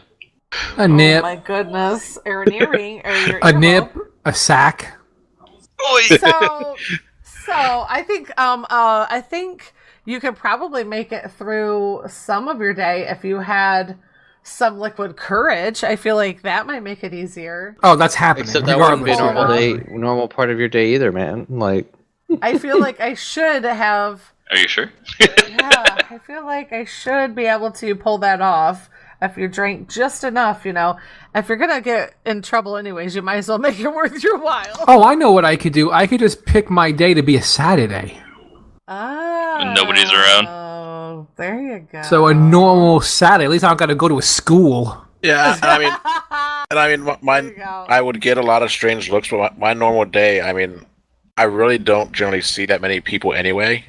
I get in my car, I drive in, I have to see the person at the gate, and but I'm in my car, and they'll probably see that I don't have a shirt on. But then again, especially if it's around summertime, they might be like, okay, whatever. I work on a military base. I'm sure a lot of people come in, You're sure a lot of people I mean, half yeah. dressed. Come in half dressed because they're getting ready to go on for PT and stuff like that. I'm sure. I'm that not it's even thinking that- half dressed. Just think of all the drunk guys coming in the next day. Some of them probably coming in naked as hell. So I'm sure it's not all that odd that they would see someone without a shirt. And then usually I'm in early enough where I'll run into maybe 2 or 3 people on my way up to my office, and then I sit in my office and there's like 4 of us in there, and I'm in a cubicle. So Man, that would be the elephant in the room. So, if you were to flip it, how would you be like if you went about your day and there was somebody naked, like you went to go get some ice cream and the person behind the counter is just dipping it out, without any clothes? I might pass on ice cream that day, if depending on what's hanging where when they're dipping it. I might be like, "Can you put a hairnet on that thing?" Can you put a hairnet? You have to have a hairnet, when you're working in the food industry. So, Right. So, what's your choice, Electron? oh man. So basically, any given day, I could say I'll work from home, right? Uh-huh. So I suppose I'd have to choose the going about normal day naked and work from home because I really don't want to lose a year either. Way too much going on. It's quite a long time for sure to have to sit there and think like. But I am fortunate in that I have a job that lets me work from home whenever I feel Yeah. like it. Definitely, you are lucky. You're one of the lucky ones. How about you, Blue? What was your choice? If there was a stipulation where I would not be arrested, I would freeball the hell out of it. But would your work arrest you if you showed up? I mean, I work with composite, And you don't want to get composite in places like that. So, I mean, You need your Send you home PPE. or something? oh no, I'd be thrown in prison. Come on now. You run into work on, they would be drug testing the hell out of me. Son. If given the option, I would totally go a whole What day if you naked. told them that you were abducted by aliens, or your wife got mad and like? Well, then kicked they you just put him in out? an insane Are asylum. you listening to what you're No. saying? What if you told? I think they'd probably say, well, you can take the day off then. You need to Yeah, get I your was hoping, your stuff in order. Why would you tell them, like, you know, you got in a fight with your wife, she got mad and threw all of your stuff out and burnt it on the front lawn, or some crazy story? They'd probably look at me and be like, he finally cracked. He done lost his mind. All right. So everybody is going to rough it out naked and cross their fingers in hopes. Is it really roughing? I'm just saying. I feel like it is, because you really don't know like what the outcome is going to be. Freedom! Freedom! And you just hope it's not winter when this takes place, that's for sure. That would suck. Yeah, because I know most people are going to be hiding their own eyes as I'm walking by, because I'm not, I'm not Charles Atlas. I'm not the Rocky Horror. Right. You're like, I see Yeah. it. Okay. Well, I think it's time for last call. It's closing time. You have to go home, but you can't stay here. All I- right. What? I just realized that we didn't have the shout out music, but I guess it's only rated. It's only for our- R-rated. We did hear it earlier before recording started, but Yeah, that's true. We did. Yes, sir. We did something. But now it's time to give shout outs. If you want, you can give shout outs. it's time for shout outs. It's time for shout outs. You can give shout outs. You can tell the listeners. how These they are the reach shout outs we you. can live without. You guys are crazy. I guess I would just like to shout out to all the new CRR members that jumped into the chat recently. It's been fun getting to know all y'all. Yeah, And absolutely. for those of you who are still too shy to do it, come on. Come on. Promise. It'll be fun. I Get guess I need to in, start. man. I need to start spending more time. I guess then, since I had some time off away, Yes. I didn't get to meet all these new people. No, you didn't. So definitely, don't be shy. And you can come and join us in the games we play and the podcasts we record at crossfirerebellion.com. And I'm also including our April and I meant to record or include May's.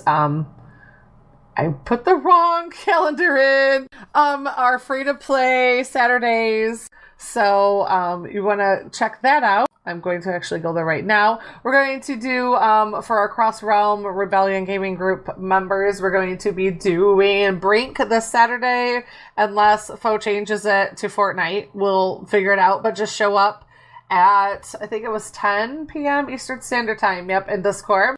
And then hopefully we'll be able to rock out D&D next Saturday with Dungeon Master Foe on the 12th. We're gonna of May. slide into his DM.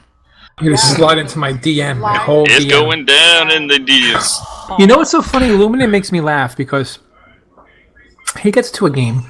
His attention span is so slow. Like, he's still standing in my base in Arc. Yes. The The other one. Pixark. So he's in Pixark because I logged in just now so I could see if like all my stuff is alive still. And he's still standing in my base. Like, he never came back ever since that day. Still standing. It's crazy. That's why I was picking. I really feel like when he tried to pick on us about April 1st Fools, his April Fool's Day was like, I'm not talking to my gaming group people. I am going to value the real life connections. My Pixark. Oh my goodness. Server, Yes. My Pixark server is up for 3 months, and then till then, like, I'm like, he wasn't kidding because he hasn't come back. He was just, and everybody was like, I really hope this is an April 1st thing. And he was like, LOL, but I really think it's for real. I really think it is. I think he left us. No. I He's been do really have sick. I do have one final shout out. May the 4th be with you. Oh, hush your face. I need to watch like all the movies. Oh, it's so annoying because now I gotta wear my I'm off Star work Wars shirt I can tomorrow. watch all the movies. There you go. I gotta wear my Star Wars shirt tomorrow. It's gonna be May. We also have on May 19th our free-to-play Saturday Paladins. The 26th is D&D night. And the 2nd of June is free-to-play Warframe. So Warframe is good. I think we're going to be tossing in a Fortnite action there. And also Cross, what was the one? Cross something? Cross Out? Was it? I'll be honest, Warframe is a really good game. Warframe is a good game, but it's definitely not a game like it takes like a while to really get into the meat of it. It's kind of like a WoW type game. The beginning is very slow. A long tutorial. There's a very long tutorial. It takes it's not like you just get in and play. Swap it out with Fortnite then maybe. Fortnite would. I think so. I think Esme really wants to play Fortnite again. Well, I think she does. Fo was the one who suggested it in the beginning. First the one. So Fortnite. Oh, well, Electron's getting all saucy over there. Listen to him. Oh, he's getting saucy. I just think I gotta get this ahead of time though. I gotta if it's not a good free to play game, we might as well swap it out. So gotta plan this. Well, it's a good game, just not necessarily on short term for an hour or two with a group without doing the tutorial. Yeah, you definitely need to go through the tutorial at least, on your own beforehand. Well, I'm glad you guys told me this, so we'll just make June 2nd Fortnite night. That's what we'll do. Fortnite night. Fortnite night. Night. Night. Night, everybody. Night. It's closing time. You don't have to go home, but you can stay here. All right. So what we were really saying was goodbye. Bye. Goodbye. Bye, Felicia. Cooking is so good.